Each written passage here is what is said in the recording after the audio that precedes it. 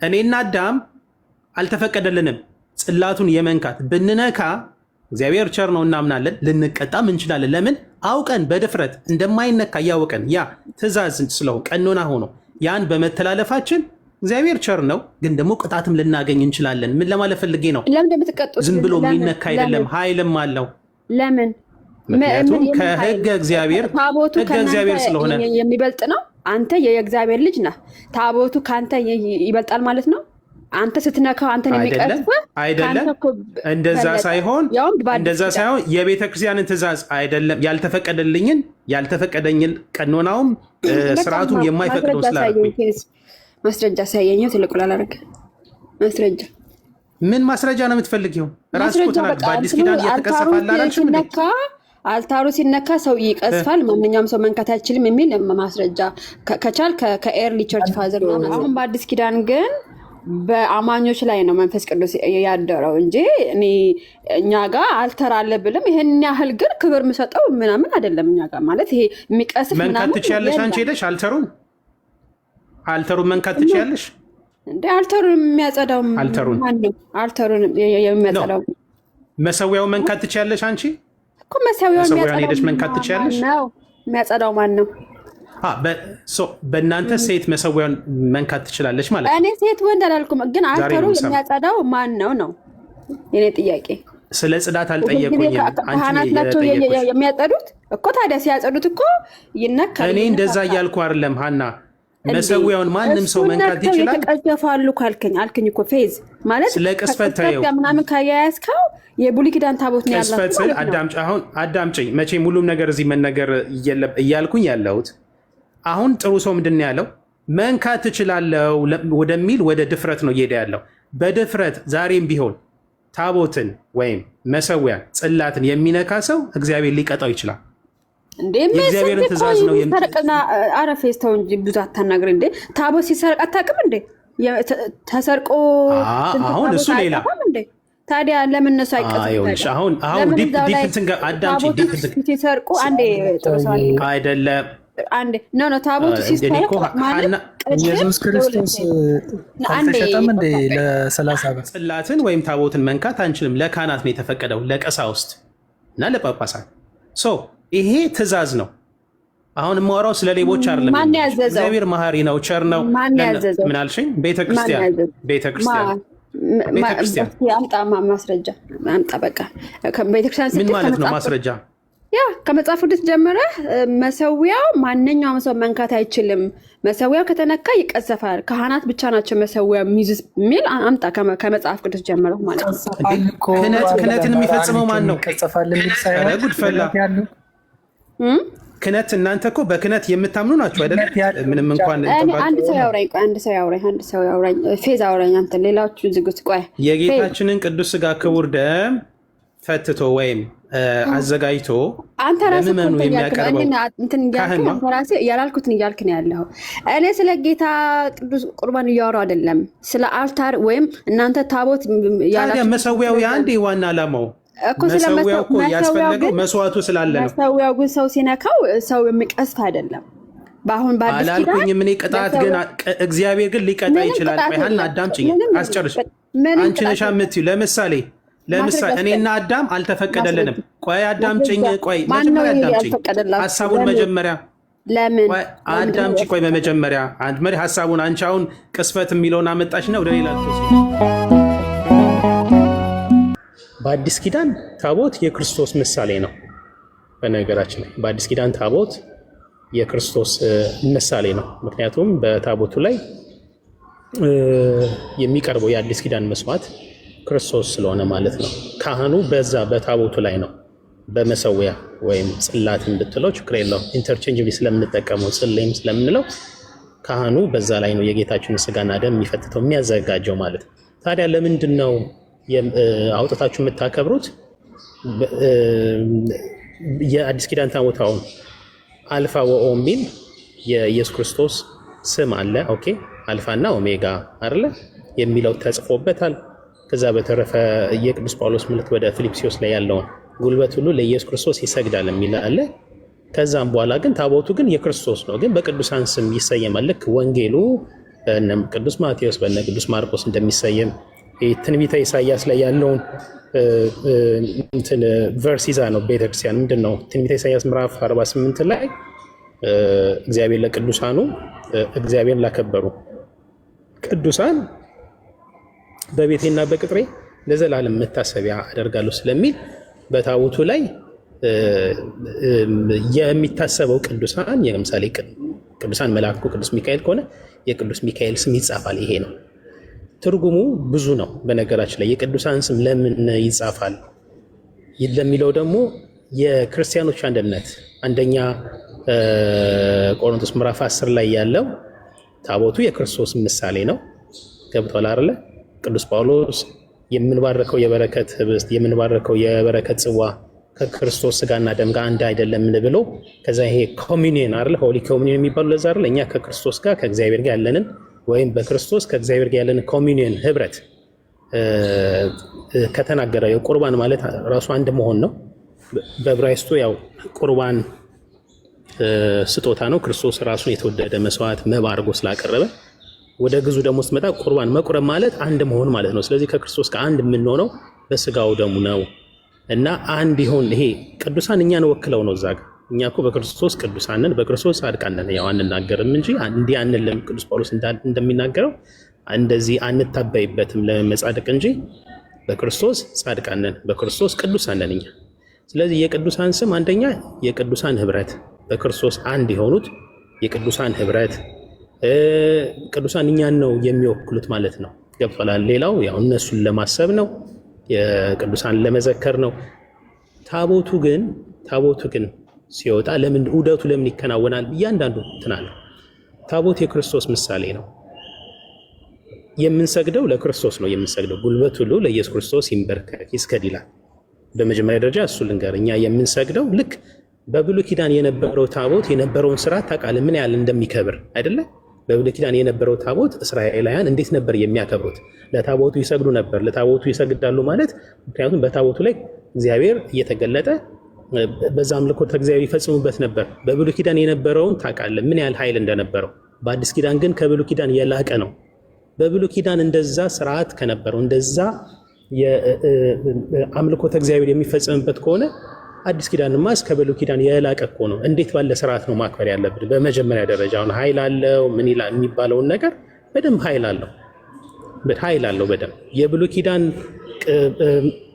ኦሪት ዘጸአት ምዕራፍ 25 ላይ እግዚአብሔር ለሙሴ እንደዚህ ያርገ ስራ ብሎት ኦኬ፣ እግዚአብሔር በዛ ላይ የሚገለጥ ከሆነ የአዲስ ኪዳኑ እኮ ታቦት እኮ ከብሉይ ኪዳን የላቀ ነው። ምክንያቱም አማናዊ እውነተኛው መስዋዕት ነው ያለው። ገብቷል አይደለ? ስለዚህ እውነተኛ መስዋዕት ነው የሚሰዋበት። ስለዚህ ይልቃልል ነው። ስርዓቱ ግን ምንድነው? ታቦት የክርስቶስ ምሳሌ ነው። ሰንክሮስም ቅድም ነግረዋል። ዑደት የምናደርገው ያ የቤተክርስቲያንን ስደት ነው የሚያመለክተው። ገብቷል አይደለ? ክርስቶሳውያን የሆኑ ክርስቲያኖች በክርስቶስ ያመኑ የክርስቲያኖች ህብረት ስንዞር ዑደት ቤተክርስቲያንን ስንዞር ቤተክርስቲያን መዞራ የቤተክርስቲያንን ቤተክርስቲያን ሁሌም በስደት ላይ ናት። የቤተክርስቲያንን አንድም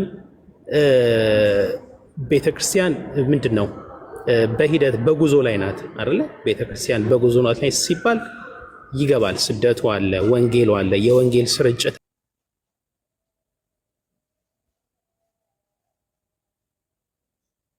ናቸው። በዓለም ላይ ይበራል ማለት ወንጌሉን በመስበክ እንደ ክርስቶስ በመኖር ምናምን። ስለዚህ የቤተክርስቲያንን ስደት ይሄ በስደት ጊዜ ባጭሩ ያ ነው። ዞረን ስንዞር የቤተክርስቲያንን ስደት እያሰብን ነው። ገብቷል አይደለ? ታቦቱ የክርስቶስ ምሳሌ ነው።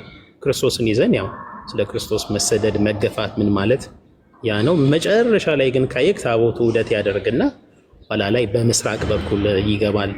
ኢየሩሳሌም ሰማያዊት ምሳሌ የሆነችው መጨረሻ ላይ ደግሞ የእግዚአብሔርን መንግስት ከስደት በኋላ አንድም ከብዙ መከራ በኋላ በዚህ ዓለም ይሄ ራሱ ለሁላችን መጻተኛ ነን አይደለ? ቅዱስ ጳውሎስ እንደሚናገረው ለዚህ ዓለም ሁላችንም ስደት ከገነት የተሰደድነን ለማለት ነው። እረፍት መንግስት ሰማያት እስከምናገኝ ድረስ በስደት ላይ ያለን ይሄ ዑደት ነው። ብዙ ሌላ አንድምታ አለው። እንደዚህ አይነት ስርዓት ታቦት ያላቸው አሉ። ለምሳሌ ሲሪያን ያውን ዱባይ ነው የምኖረው። ሲሪያን ጋር እሄዳለሁ። ዊክሊ ኮፕት ይካሄዳሉ። ሁሉም ጋር ያለውን ስርዓት ብነግርህ የጥንታዊ ቤተክርስቲያን አንድ ስርዓት ነው ያላቸው። አሁን ሲሪያኖች በደንብ ነው የሚያከብሩት፣ እንደኛ ስርዓት አላቸው፣ ውደት ያደርጋሉ ምናምን። ያ ነው።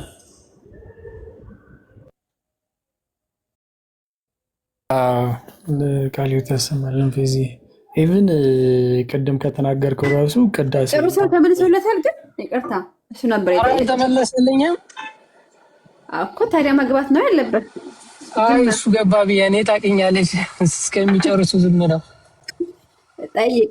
ችግር ፌዝ እኔ ክርስቶስ ለእኛ እናንተ ታቦቱን ይዛችሁ ስትወጡ ይባርካል እና የሚባርከው ያ ታቦት ራሱ ነው ያልኩት እኮ እሱ ነው ወይስ ያ እዛ ላይ የሚፈተተው ነው የሚባርከው?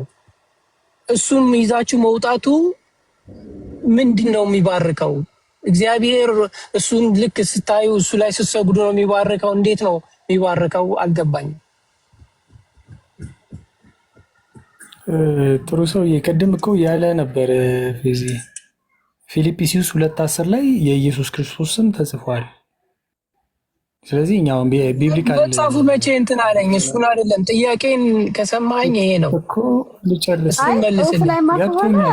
አንድ ጥያቄ እኮ ነው የጠየቀው። አይ አንዴ ስማኝ፣ ጽሁፍ ላይ ማከሆነ ፊልጵስዩስ እኮ መጽሐፍ ቅዱስ ላይ አለ እኮ ተጽፏል።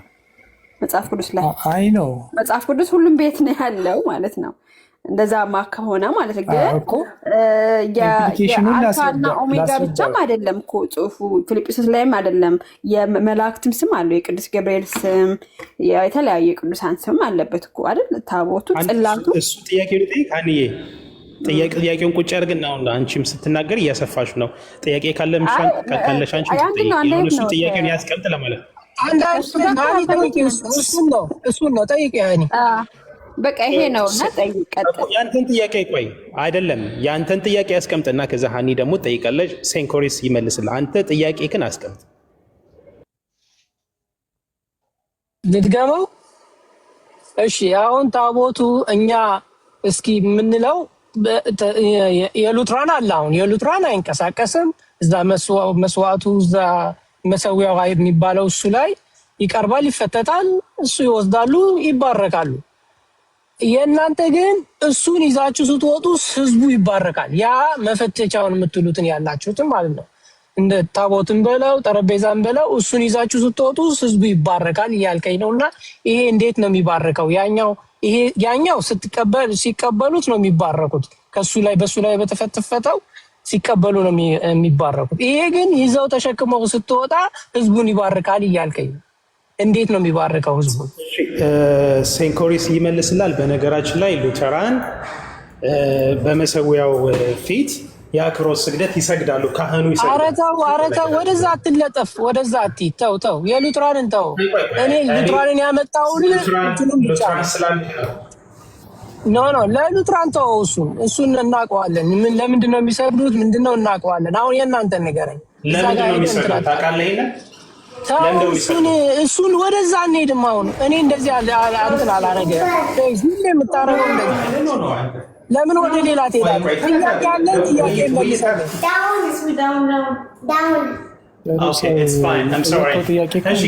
ሴንኮሪስ ይቀጥል። አንተ እኛም እኮ ለውይይት ነው ጥሩ ሰው ለመወያየት ለመማማር ነው እንጂ አሁን አንተ ምን አስመሰልከው መሰለ በቃ ይሄንን አፋጥጬ ምናምን ባይደው በደንብ ነው የምንመልስልህ። ግን ለእውቀት እንዲሆን ሉተራን ቬነሬት ያደርጋሉ። ኮንሰክሬሽን አለ። ሉተራን ጠይቃለሁ። ቬኔሬሽን ያርጉት ምን ያርጉት እነሱን ጠይቃለሁ። ፕሊዝ አንተን የጠየቁት ችግር ኦርቶዶክስ ጋር ነው። በቃ ሴንኮሪስ ይመልስለትና እኔ ደግሞ ጨምራለሁ። እሺ ጥሩ ሰው ኦርቶዶክስ ላይ ነው አንተ ላይ ጥያቄ። እሺ ቅድምም እኮ ምናልባት እየሰማን ከሆነ ማለት ነው ለኢየሱስ ጉልበት ሁሉ ለኢየሱስ ክርስቶስ ይንበርከክ። አሁን ሴንት ምንድን ነው እኛ እያደረግን ያለ እንትን የኛ አስተምህሮ ጉልበት ሁሉ ለኢየሱስ ክርስቶስ ስም ነው የሚለው ስሙ ደግሞ እዛ ላይ ተጽፏል እያልን ነው እኛ። በዛ ላይ ደግሞ የክርስቶስ ቅዱስ ስጋና ክቡር ደግሞ የሚፈተትበት ነው ብለን እናምናለን። ሪፕሬዘንትም ነው። ገብተዋል አይደል? ስለዚህ የታቦታችን ደግሞ የአዲስ ኪዳን ታቦት ኢየሱስ ክርስቶስ ስለሆነ የኛ ከዛ አንጻር ነው። አሁን ምናልባት ከዛ አንጻርማ ከሆነ እኔ ልግባ በቃ በጥርሶ ፋንታ እንትን ነው ስሙ ከሆነ የክርስቶስ ስም አንዴ እኮ ያ ጥያቄ እኮ ነው። ጥያቄ ነው እየመለስ ማለት ነው። የክርስቶስ ስም ተጽፏል እዛ ላይ ጉልበት ሁሉ ለእሱ ይንበረከካሉ ምናምን ከተጻፈ መጽሐፍ ቅዱሱንም የያዘ ሁሉ ይባረካል ማለት ነው። አዎ መጽሐፍ ቅዱስ ውስጥ በጣም ብዙ ስለ ኢየሱስ የሚያወሩ ክፍሎች አሉ። በጣም ብዙ ማለት ነው። በጣም ያ ኦልሞስት ሁሉም ማለት እንችላለን። ስለዚህ ለመጽሐፍ ቅዱስም እንስገድ ወይ ነው እኮ እሱን መልሱ እስኪ። ሀኒቾ እየሰማችሁ ከሆናችሁ ማለት ነው ስሙንም ብቻ እያልኩኝ እኮ አይደለም። ገብቶሻል አይደል? ለኢየሱስ ክርስቶስ ስም ነው የሚለው ያ ኢየሱስ ክርስቶስ አልፋና ኦሜጋ የሚለው ራእይ ላይ የተጻፈውን እንደገና ደግሞ ፊልጵስዩስ ላይ ያለውን ያን ሁሉ ለስሙ ነው የሚለው አይደለም። ቅዱስ ጳውሎስም እኮ ለስሙ ነው የሚለው ሰው አንደኛ ነው። ሁለተኛ ኢምፕሊኬሽኑ ደግሞ ምንድን ነው? ኢየሱስ ክርስቶስ የአዲስ ኪዳን ኢየሱስ ክርስቶስ የሕግ ሁሉ ፍጻሜ ነው። ስለዚህ የሕግ ሁሉ ፍጻሜ ከሆነ የብሉይ ኪዳን መስዋዕት ተሽሯል። የአዲስ ኪዳን መስዋዕታችን ደግሞ እሱ ነው። ስለዚህ መስዋዕቱ ደግሞ እዛ መሰዊያው ላይ ወይም ታቦቱ ላይ ስለሚሰዋ ከዛ አንጻር ሌላ ምንም እንትን የለውም እንጂ ከዚህ በላይ ልንናገር ከምን እንናገርሽ? ከመጽሐፍ ቅዱስ ውጭ እንናገር? እኔ ልጨምርለትና በመጀመሪያ ደረጃ ስለ ታቦት አስረዳን። ታቦት በአዲስ ኪዳን እሱ ተመልሶልሃል። ለምንድን ነው የምትሰግዱት አልከኝ። በአዲስ ኪዳን ያለው ታቦት አሁን ስለ አዲስ ኪዳን ታቦት ስለሆነ የምናወራው ለምን እንደምንሰግድ ከብሉይ ኪዳን ጋር አያይዤ የምንሰግደው ለክርስቶስ ነው ለእግዚአብሔር ነው ብዬ ታቦቱ ላይ ያለው ምንድን ነው ጽሑፉ ምንድን ነው ለምን ነው የሚለው ተብራርቶላል። ለምንድን ነው የምታከብሩት የሚለውም ተብራርቶላል። ጥያቄ ካሁን ምንድን ነው ታቦተ ሕጉ ሲወጣ ይባርካል ወይ? አዎ ሊባርክም ነው። ኃይል አለው። የእግዚአብሔር ኃይል አለው። የእግዚአብሔር ኃይል በታቦቱ ላይ አለ። እስራኤላውያን ኦኬ ታቦተ ሕጉን እኮ በሌዋውያን ካህናት ታቦተ ሕጉን ይዘው ሲወጡ የሚሰግዱት ለእግዚአብሔር ክብር ነው። ምክንያቱም እዛ ላይ የእግዚአብሔር ሕገ እግዚአብሔር አለ አይደለ? ሕገ እግዚአብሔር አለ። 10ቱ ትእዛዛት ተጽፏል። ቃል ኪዳንም አለ። ኦኬ ያ ቃል ኪዳን ምንድን ነው? እሰማለሁ ይሰማል አይደለ? ጥሩ ሰው ትሰማለህ? ስለዚህ ትሰማለህ። ግን የብሉይ ኪዳን ታቦት ነው ያላችሁ ማለት ነው። ፌዝ ከብሉይ ኪዳን ታቦት ጋር ከሆነ ከብሉይ ኪዳን ታቦት ጋር እያልኩኝ ያለሁት ይኸውልሽ ሀኒ የኢትዮጵያ ኦርቶዶክስ ተዋሕዶ ቤተክርስቲያን በጣም ብዙ ኦሪየንታል እንደው እዚህም ቻት ማር የሚያደንቋት በምንለው ታውቂያለሽ? ስርዓት አምልኮውን ስትፈጽም ስርዓት አምልኮውን ሲቀንኑ አባቶቻችን ከአሌክሳንድሪያ ምንም ቢሆን ቢመዘዝም ግን ስርዓት አምልኮውን ግን በጣም ከብሉይ ኪዳን ጋር አያይዘው ነው እንትን ያሉት አባቶቻ እና የኢትዮጵያ ኦርቶዶክስ ግን ኦሪየንታል አብዛኛው ኦርቶዶክስ አይ ቲንክ ካቶሊክም እዚህ ላይ ምክንያቱም ክርስትና መሰረቱ ብሉይ ኪዳን ነው። ክርስትና እኮ እንደው በነቢያትና በሐዋርያት ላይ መሰረት አይደለ የሚለው የታነጽ ነው የሚለው። ስለዚህ መሰረቱ ብሉይ ኪዳን። ቅዱስ ጳውሎስ ምንድን ነው የሚለው? አሁን እነዚያ ስርዓቶች አይደለ ለሚመጣው ምሳሌ ናቸው ይላል እንዴ? ለሚመጣው እንዳለ እኮ የአዲስ ኪዳን ምሳሌ ነው። ስርዓተ እንትኑ መስዋዕቱ ነው። ለምሳሌ የአዲስ ኪዳን መስዋዕት ማን ሆነ? ክርስቶስ ሆነ አይደለ እንዴ? እና ምን ለማለት ፈልጌ ነው እኔ እሱ እንዲረዳ ነው። ብሉይ ኪዳን ላይ የነበረው ስርዓት እንደዚያ ማለት የሚከብር ከሆነ ብሉይ ኪዳን ላይ የነበረው እንደዛ ከሆነ በአዲስ ኪዳን ማስ የላቀ ነው የሚለውን ለማስረዳት ነው። በብሉይ ኪዳን የብሉይ ኪዳን ታቦት ወይም ታቦተ ጽዮን ታምር አድርጋለች አይደለ? ለምሳሌ ኢያሱ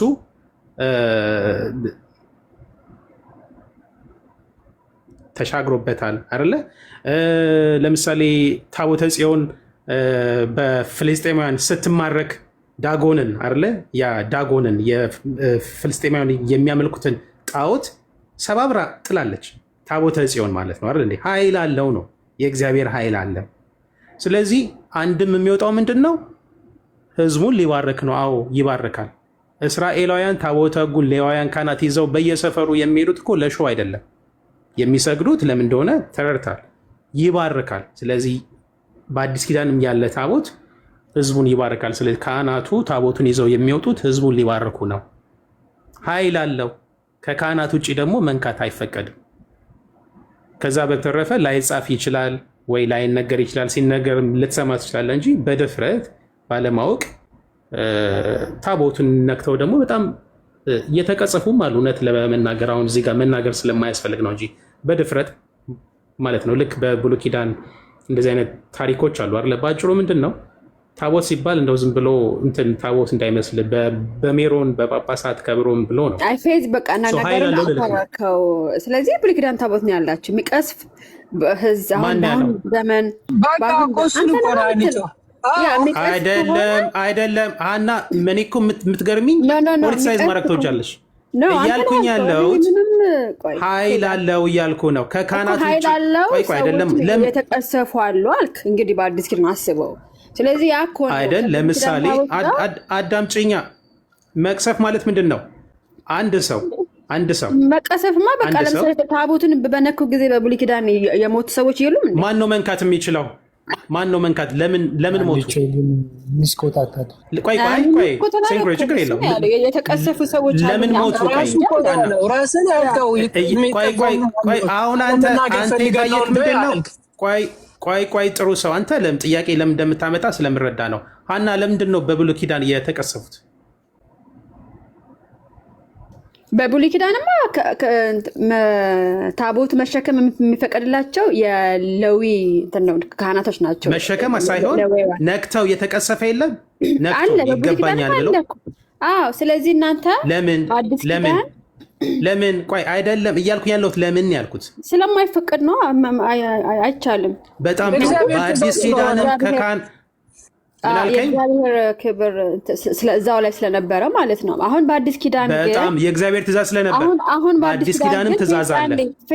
አሁን በአዲስ ኪዳን ግን በአማኞች ላይ ነው መንፈስ ቅዱስ ያደረው እንጂ እኛ ጋር አልተራለ ብልም ይሄን ያህል ግን ክብር የምሰጠው ምናምን አይደለም። እኛ ጋር ማለት ይሄ የሚቀስፍ መንካት ትችያለሽ። አንቺ ሄደሽ አልተሩን መንካት ትችያለሽ እንዴ? አልተሩን የሚያጸዳው አልተሩን የሚያጸዳው መሰዊያው መንካት ትችያለሽ። አንቺ እኮ መሰዊያውን ሄደሽ መንካት ትችያለሽ። የሚያጸዳው ማን ነው? በእናንተ ሴት መሰዊያውን መንካት ትችላለች ማለት ነው። እኔ ሴት ወንድ አላልኩም፣ ግን አልተሩ የሚያጸዳው ማን ነው ነው የኔ ጥያቄ። ስለ ጽዳት አልጠየቁኝም። ካህናት ናቸው የሚያጸዱት እኮ። ታዲያ ሲያጸዱት እኮ ይነካል። እኔ እንደዛ እያልኩ አይደለም ሀና።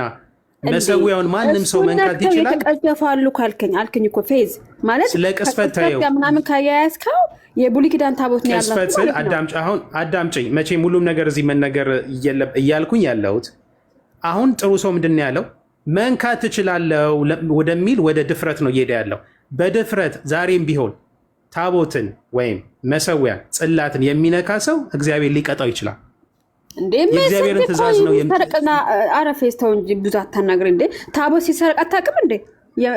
ተሰርቆ አሁን እሱ ሌላ ታዲያ ለምን እነሱ አይቀጥም? አሁን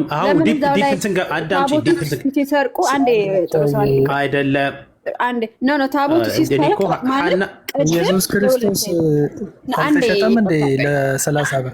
ችግር የለም። ቀደም እኮ እነ ናቲ በአንተ አይን እንደዚህ ቢያዋሪ ኑሮ በጣም ነበረ የምቀጥለው።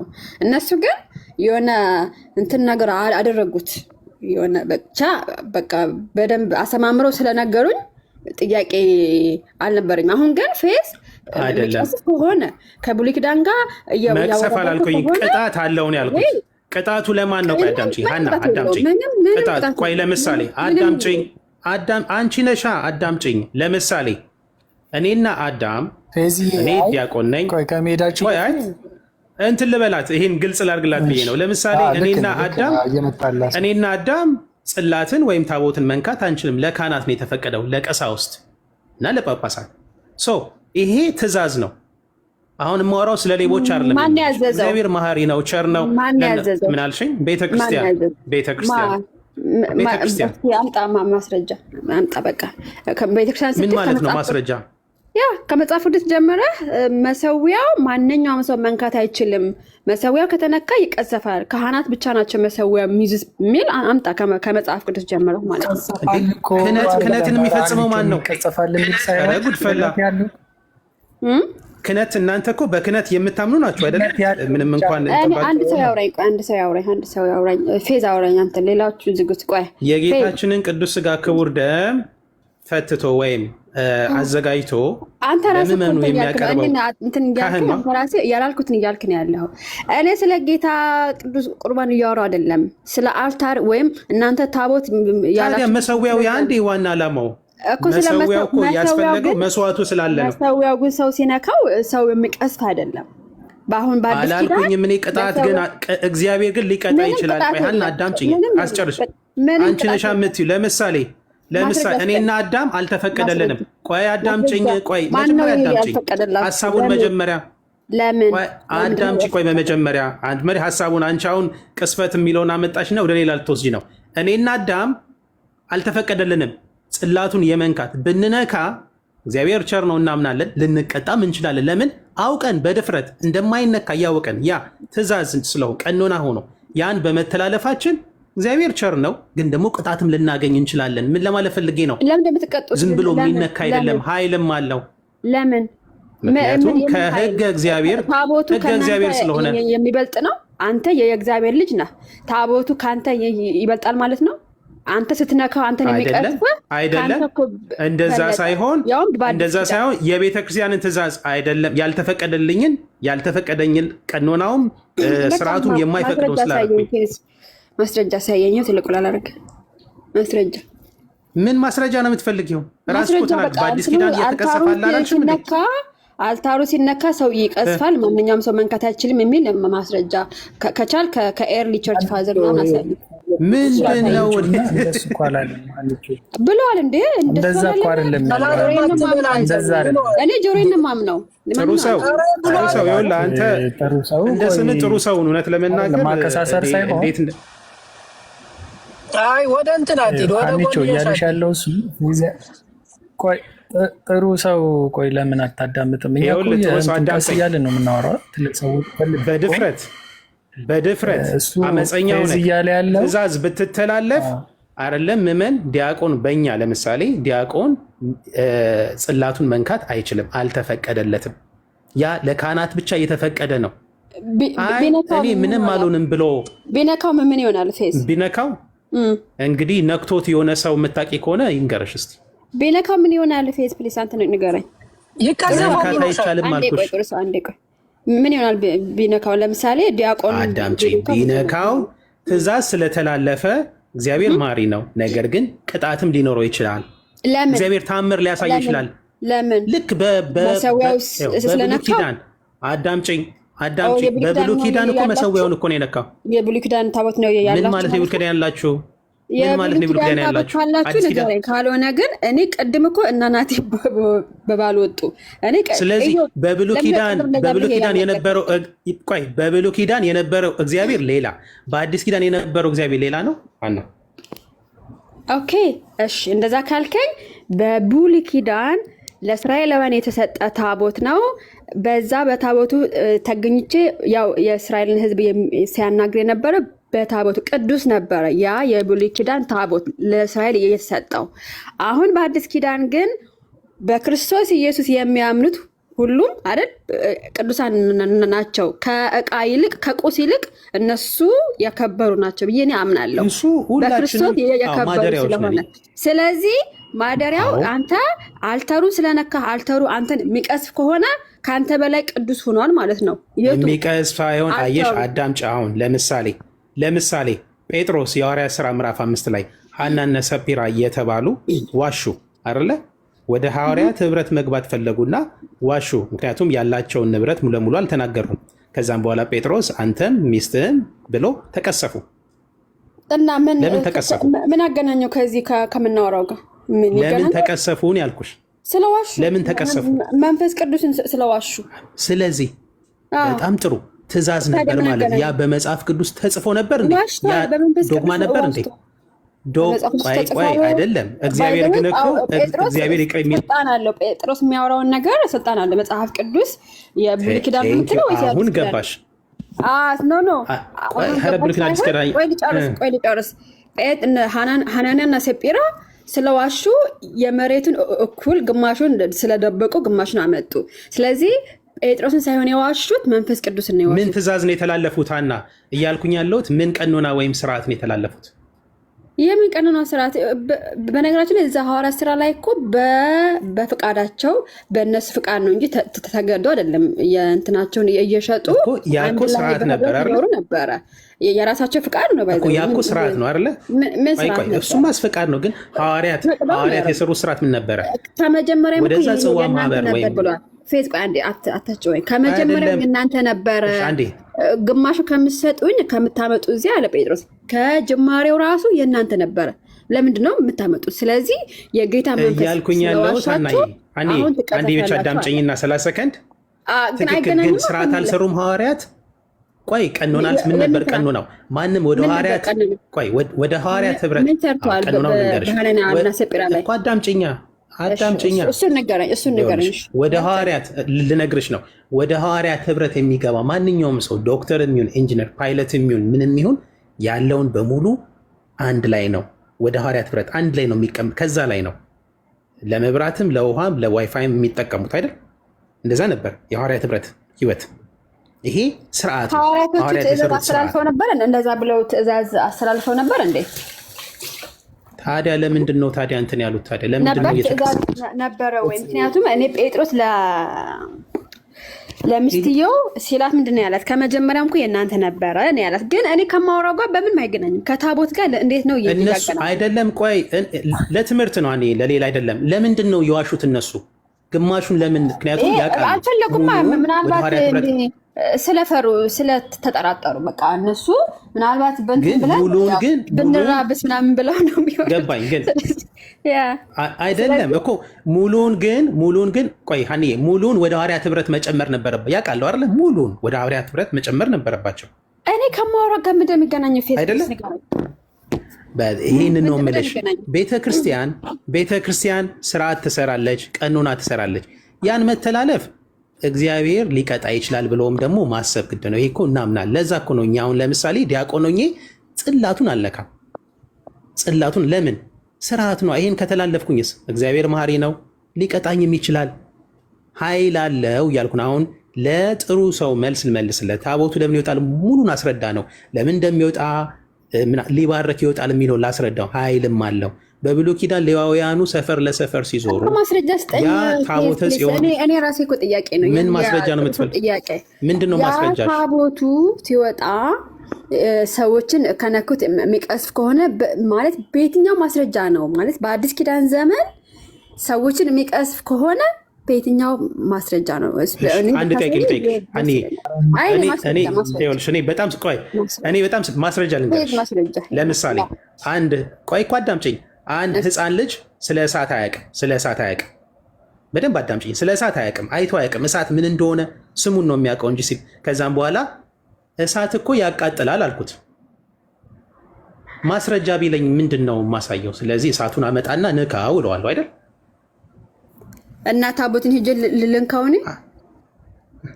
እንደዛ ያለሽ አለ ያልኩ ያለሁት አሁን ያለነው በአዲስ ኪዳን ነው። በዓመተ ምህረት ነው ያለነው። ዓመተ ምህረት የምህረት ዓመት ዘመን ቁጭ ብለን በክርስቶስ አምኖ ሰው ማለት እንደፈለክ በለው የጸደቀ ምናምን በለው እንደፈለክ በእናንተ ትርጉም ክቡር ስጋው ክቡር ደግሞ እየበላው ብለህ መታስብን አንተ እሱ የሚፈተትበትን አንተን የሚቀስፍ ከሆነ በብሉይ ኪዳን ዘመን ያለው ማለት ነው። የብሉይ ኪዳን ታቦት ያለው ቅጣት ግን ቅጣት ሊኖረው ይችላል ነበረ በፌዝ ጌታን እንደኔ እኮ ቅድም አሳምነው እኮ ሄዱ። በቃ አንቺ እኮ ለመስለሻና በጣም ነገሮችን እንትን ማድረግ ስለምትወጂ ነው እንጂ ከቤተክርስቲያን ታሪክ ላሳይሽ ግን አያስፈልግም። አሁን እያልኩ ያለሁት ግን እንግዲህ እያልኩኝ ያለሁት መሰለሻና ስርዓት አለ። ከዛ ስርዓት መተላለፍ ግን ቅጣት ሊኖረው ይችላል። ይሄንን ማሰብ አለብን። ታቦቱ ኃይል አለው ነው ባጭሩ። ታቦት ሲባል እንደው ጠረጴዛ ወይ መሰዊያ ስለተባለ እንትን የሚላል ኃይል አለው። የእግዚአብሔር ኃይል አለው። አዳም ይንገረኝ። አዳም በዚህ ትስማማለህ? በፌዝ ሐሳብ ሴንኩሪስ በጣም ይቅርታ እንትን አልኩ። የአዳም እስኪ ቀጥል። ቆይ በጥንቷም አባቶቻችን አስተምሮ መሰረት አንድ ጊዜ በቅዱስ ሜሮን ከተቀባ በኋላ ከተቀደሰ ለእግዚአብሔር አገልግሎት ከተለየ በኋላ ታቦቱን ወይ ደግሞ መሰዊያውን ማንም ከካህኑ በስተቀር መሪ ዲያቆን ይሁን ሌላም አይነት ዲያቆን ማንም ወይ ደግሞ ሌላው ምዕመን መንካት አይችልም፣ አይፈቀድለትም። ለምንድን ነው የማይፈቀደው? እሺ ግን ለምንድን ነው? ለምን? ምክንያቱም ማለት ይቀስፋል ስላለኝ ፌዝ ነው ጥያቄ እንጂ እንደዛ ብላችሁ ስርዓት እንትን ማለታችሁ ምንም ችግር የለብኝም። ግን ለምንድን ነው አሁን ስፔሲፊክሊ በእንደዚህ አንድ ጊዜ ስርዓት ወርደር በአባቶች ጽሑፍ ላይ በቀጥታ አለ። ይሄ ለምሳሌ አንዴ ከተቀደሰ ልክ ለቤተ ክርስቲያን አገልግሎት ከተለየ በኋላ ያንን ነገር ከካህኑ በስተቀር ማንም መንካት አይችልም። አሁን ለምንድን ነው እንደዚህ የሚለውን ስፔሲፊክሊ እኔ አላቅም ለምን እንደሆነ ማለት ነው። ግን ከዛ በኋላ ማንም ቢነካ እንደገና መቀደስ አለበት። በሜሮን እንደገና ሜሮን መቀባት አለበት፣ መቀደስ አለበት፣ መጸለይ አለበት። እሺ የአንተ ይሻላል አዳም። እኔ እኮ ፌዝ ያለኝ ይቀስፋል ማቀዋለሁ ግን አልናገርም ሲል እኔ ግራ ስለገባኝ ነው። እኔ አልታሩን ነክቶ የሚቀሰፍ ሰው ካለ በጣም የሚገርም ነው። ብዙ እንደሚሰረቅ አውቃለሁ። እኔ ሰው አራት ግባ ፌዝ አንዴ ታቦት ተሰርቆ ምናምን እንደሚወራ አውቃለሁኝ። ስለዚህ ሲሰረቅ መቅሰፍ ነበረበት፣ እዛው እንትን ላይ መጋደም ነበረበት። ሌባው እኮ ምናልባት እስላም ሊሆን ይችላል፣ ኤቲስ ሊሆን ይችላል፣ ስለዚህ ክርስቲያናም ሊሆን ይችላል። ስለዚህ ይህን ባለበት ዘመን የዮሐንስ ራእይን የሚያነብ ሰው ይባረካል ይላል። ሙስሊም ቢያነበው ይባረካል? እንዴት ሳያምን እንዴት ይባረካል? ግን መጽሐፉ ላይ በቀጥታ ይህንን መጽሐፍ የሚያነብ ይባረካል ይላል። አዎ ይላል። ራእይ መጽሐፍ ከዚህ ይላል። ግን ስላነበበ ብቻ ይባረካል አይደል? እኔ አላቅም። ስለዚህ ለምሳሌ ሰው ከውስጡ በእምነት ለምሳሌ ቢሰግድ በዛው እኮ ይባረካል ብንል ስህተት አለው? ለምሳሌ ለታቦት ሰው ቢሰግድ ይባረካል ብለን ብንናገር ስህተት አለው? ያለ እምነት እያለን እንዳልሆነ ይገባሻል። እኔ ስግደት ጋር የገባሁት አዳም አልሰማሁም ማለት እኔ እኮ ታቦቱ ይቀስፋል ምናምን ሲል እኮ ነው የገባሁት እንጂ ስግደቱ ላይ ገና አልገባሁም እኮ እሱ ጋር አልመጣሁም። እኔ ግን አሁን በአዲስ መሰገዱ ስህተት ነው ብለሽ አታምኝም አይደል? መሰገዱ ስህተት ነው ብለሽ አታምኝም? እኔ ለታቦት እኔ ለራሱ ለታቦት ከሆነ መሰግዱት ልክ አይደለም። ለራሱ ከሆነ ግን እግዚአብሔር ጌታ ኢየሱስ በዛ የጌታ ስጋና ደም በዛ አለ ጌታ ራሱ አለ ብላችሁ ከሆነ መሰግዱት ግን ምናልባት ችግር የለውም። ግን ለራሱ ለአልታሩ ከሆነ ግን ችግር አለው ብዬ ነው። ለራሱ ስትይ እኛ እኮ ያ የክርስቶስ እውነተኛ የክርስቶስ ስጋና ደም ለቃው እንደሚባለው መሰዊያው እውነተኛ የክርስቶስ ስጋና ደም የሚፈተትበት ነው፣ ይሄ የሚዘጋጅበት ነው። ስለዚህ ቬነሬት መደረግ አለበት፣ መከበር አለበት። ለዛም ደግሞ ለማክበር እንሰግዳለን በፊቱ። ስለዚህ ማክበራችንና አክብሮታችን ደግሞ አክብሮት በተለያየ መልኩ ይገለጻል። አንደኛው አክብሮት የምትገልጭበት መንገድ በመስገድ ነው። ስለዚህ ያ ማድረጋችን ለመሰዊያው መስገዳችን ስለዚህ የትክክል አይደለም ብለሽ ነው የምታምኚው? ኦኬ እኔ ለመሰዊያው ለጌታ ጠረጴዛ ለአልታሩ ያ አልታር ማለት የጌታ ማለት ያኔ የጌታ ራስ ሲፈተፈት ልነበር የሚቀርበው አልታሩ ለዛ ለጌታ ራቱ ያኔ ያው እናንተ ጋር ሁሌ ስለሆነ ነው እኛ ጋር እንደዛ ለዛ ለጌታ ራሱ ለጌታ ራቱ ከተሰገደች ችግር አለበት።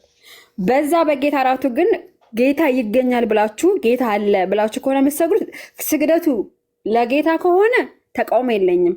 ስግደቱ ግን ለዛ ለአልተሩ ወይም ለአማናዊ ለህብስቱና ለወይን ከሆነ ግን ችግር አለበት። ስለዚህ የምሰግደው ለእግዚአብሔር መሆን አለበት። ይገኛል እግዚአብሔር አለ ብለህ ከሆነ ከሰገድከው ችግር እናንተ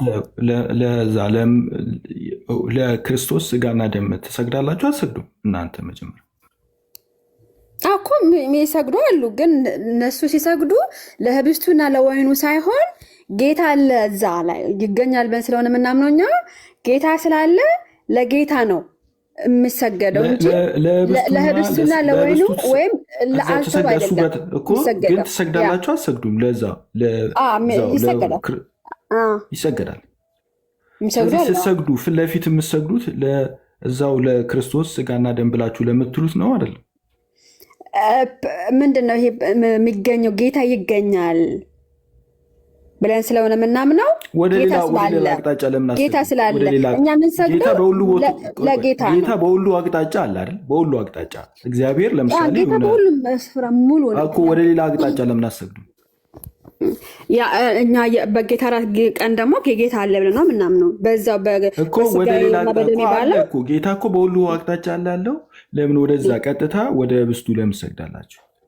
እኮ የጌታ እራቱ አልተሩ ላይ ነው ያለው። አልተሩ ላይ ስላለ የጌታ ስጋና ደም አልተሩ ላይ ነው የምትሰግዱት ማለት ወደ እሱ ነው የምትሰግዱት። ስለ ጌታ እራቱ ከሆነ እንትን ሊሆን ነዋ፣ የሆነ አራተኛ አካል ሊሆንብህ ነው። አዳም ማለት ሰፋ አድርገህ ለእኔ እንትን ለማለት ሳይሆን ራሱ እንትን ለማለት አለ። ለስላሴ ከሆነ የምንሰግደው ኦኬ፣ ለእግዚአብሔር ብለህ ከሆነ ችግር የለም። እኛም እኮ ለእግዚአብሔር ነው የምንሰግደው። እኛ እኮ ለምሳሌ ለይተን እየነጠልን አይደለም።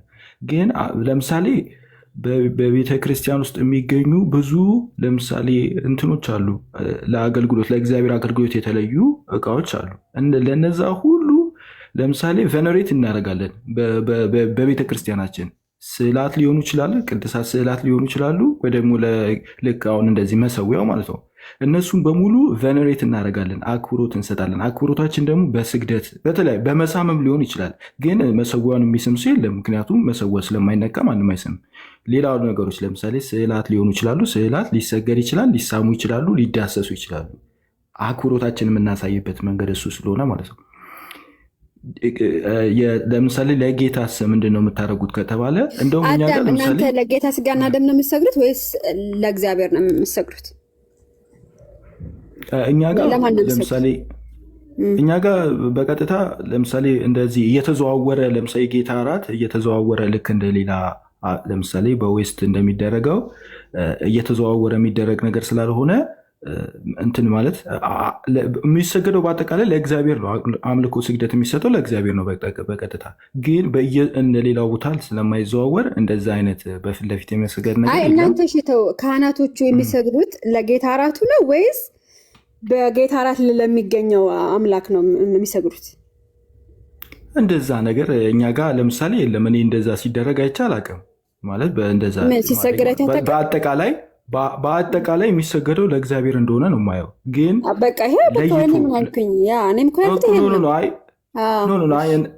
ለይቶ ለምሳሌ ለዚህኛው ነገር ነው የምንሰግደው ተብሎ የሚል አስተምሮ ሰምቼ አላውቅም። ካለ ለመማር እኔም ዝግጁ ነኝ። ካለ ማለት ነው ካለ እኔ እማራለሁ።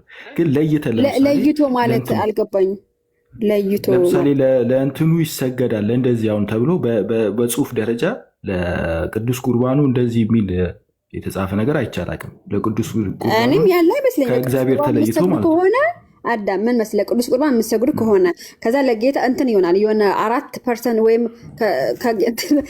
ማለት አምልኮታችሁ እንትን ሊበላሽባችሁ ነው ማለት ነው። ሶሪ ለአማርኛ። ግን የሚሰገደው የጌታ ስጋና ደም ነው ተብሎ እንደውም እንደዛ ካልሽ በእውነት አሁን እንደዚህ አይነት ነገር ካነሳሽ ከኦርቶዶክሳውያን ይልቅ በእውነት በእንደዚህ አይነት ነገር ካነሳሽ ከኦርቶዶክሳውያን ይልቅ እንደውም ሉትራኖች ናቸው። ይሄ እንደውም ልትጠይቅ የሚገባው 4 ነገር ብለሽ ካነሳሽ እንደውም ቢካዝ እናንተ ጋር ነው እንደዚህ አይነት ነገር ያለው። እናንተ ጋር እኮ በጽሁፍ ደረጃ ራሱ አለ። በጽሁፍ ደረጃ ለህብስቱና ለእንትኑን አዶር እናደርጋለን የሚል ጽሁፍ አላችሁ እናንተ እኮ። ህብስቱና ወይን እኮ ጌታ በአካል ስለሚገኝ እኮ ነው። እሱን ራሱ አዶር እናደርጋለን ይላሉ እኮ። ትክክል ይገኛል ይላሉ፣ አይገኝም አይሉ። አዶር እናደርጋለን ሲሉ እንደውም መጀመሪያ እንደውም ለዚህ ነገር ጥያቄ ሊኖርሽ የሚገባው ሉትራኖቹ ጋር ነው። እኔ ሉትራን ጋር ጌታ እግዚአብሔር ይመስገን ምንም ጥያቄ የሚፈጥር ነገር እስካሁን አላየውም። አዳም አንተ ግን አንቺ የኔ ነው ብለሽ ስለምታስቢ ነዋ።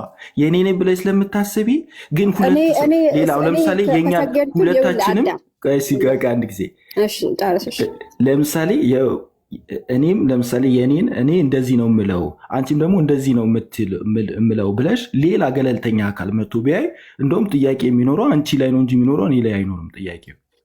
ለምን ልዩነት ምንድን ነው? አንተ የምታደርገው እኔ የማደርገው። ለምሳሌ የጌታ ራስ ስንወስድ ተንበርክከን ነው የምንወስደው። አንቺ ስፔሲፊክሊ እንደውም ለይተሽ ራሱ አዶር አደርጋለሁ የሚል ነገር አላችሁ እናንተ ጋር። ቆይ አዶር እንትን ነው ለይቶ ለህብስቱና ለወይኑ ነው። እንደዛ አይደለም። እኛ በህብስትና በወይኑ ጌታ ይገኛል ብለን ስለምናምን የምንሰግደው የምናከብረው ተንበርክከን የምንወስደው ለጌታ ነው። ጌታ ነው ያለው እዛ አይደል? ህብስቱ የጌታ ስጋና ደም ነው ብለን ነው የምንወስደው። ስለዚህ ለክብር ለጌታ ነው እንጂ ክብሩ ለአልታሩ ወይም ለህብስቱና ለወይኑ አይደለም እኛ። ስለዚህ እንደዛ ከሆነ አራተኛ አካል ሊሆን ነው። ለስላሴ ሳይሆን የምንሰግደው ለህብስቱ ሲጨመር አራት ነገር ሊሆን ነው ማለት ነው። እኛ ጋር እንደዛ የለም። አዳም እንደዛ አይደለም እኛ ጋር። ከሌለ ጥሩ ነገር አንቺ ጥያቄያችን ወዴት ሄደ? አይ ወደ እኔ ስላገሩ ነው። ይሄ በቃ ወደ አንቺ ዞረከው በቃ ይቃል። ወደ ነበረው መለስና በእናንተ ሜዳ ብቻ እንጫወት እያልክ ነው። ጥሩ ሰው እኔ ግን ጥያቄው በእናንተ ነው።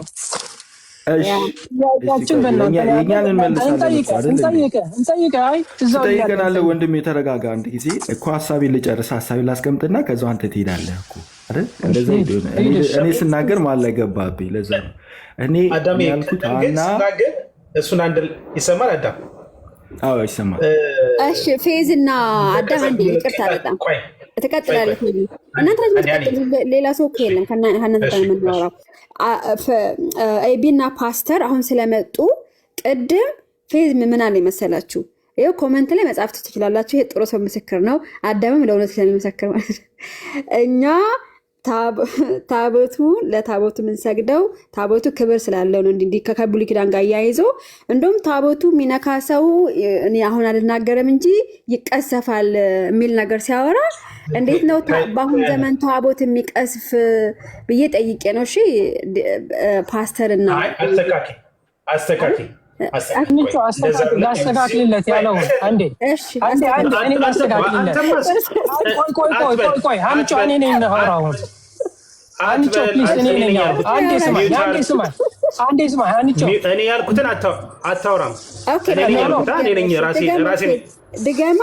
የራሴ ንግግር ነው። ኒውታር እኔ መሀል ገባለሁ። ድገማው። እሺ እኔ እኮ ተቃዋሚም እንደገና ደግሞ ተቃዋሚም ደጋፊም ሆነ ይቻላል እንዴ?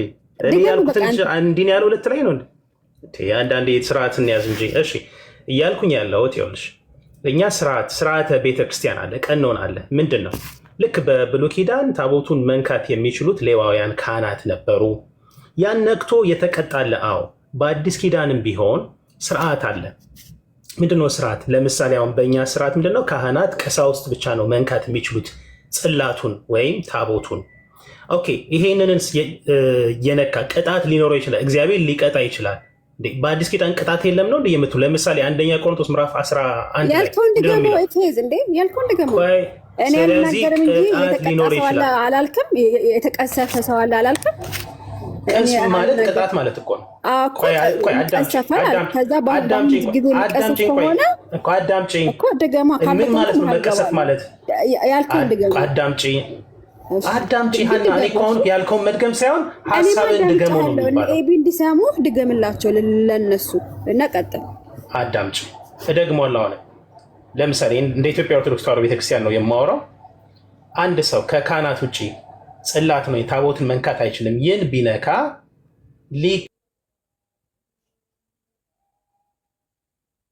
ሊቀጣ ይችላል። የተቀጣለው ወይ ብትኝ ለምሳሌ ሳይገባው ማለት ነው። በነገራችን ላይ አውቆ ነው እያልኩኝ ያለሁት። አሁን ቅድም አንቺ ምንድነው ያልሽው? ታቦተ ሲሰረቅ አልሽ። እሱማ ታቦተ ጽዮን እኮ ፍልስጤም ጋር እኮ ሄዳ እኮ ምንም ዝም ብላ ነበር አይደል? ኃይሉን አላሳየም ነበር። ኃይሏን ያሳየት መች ነው?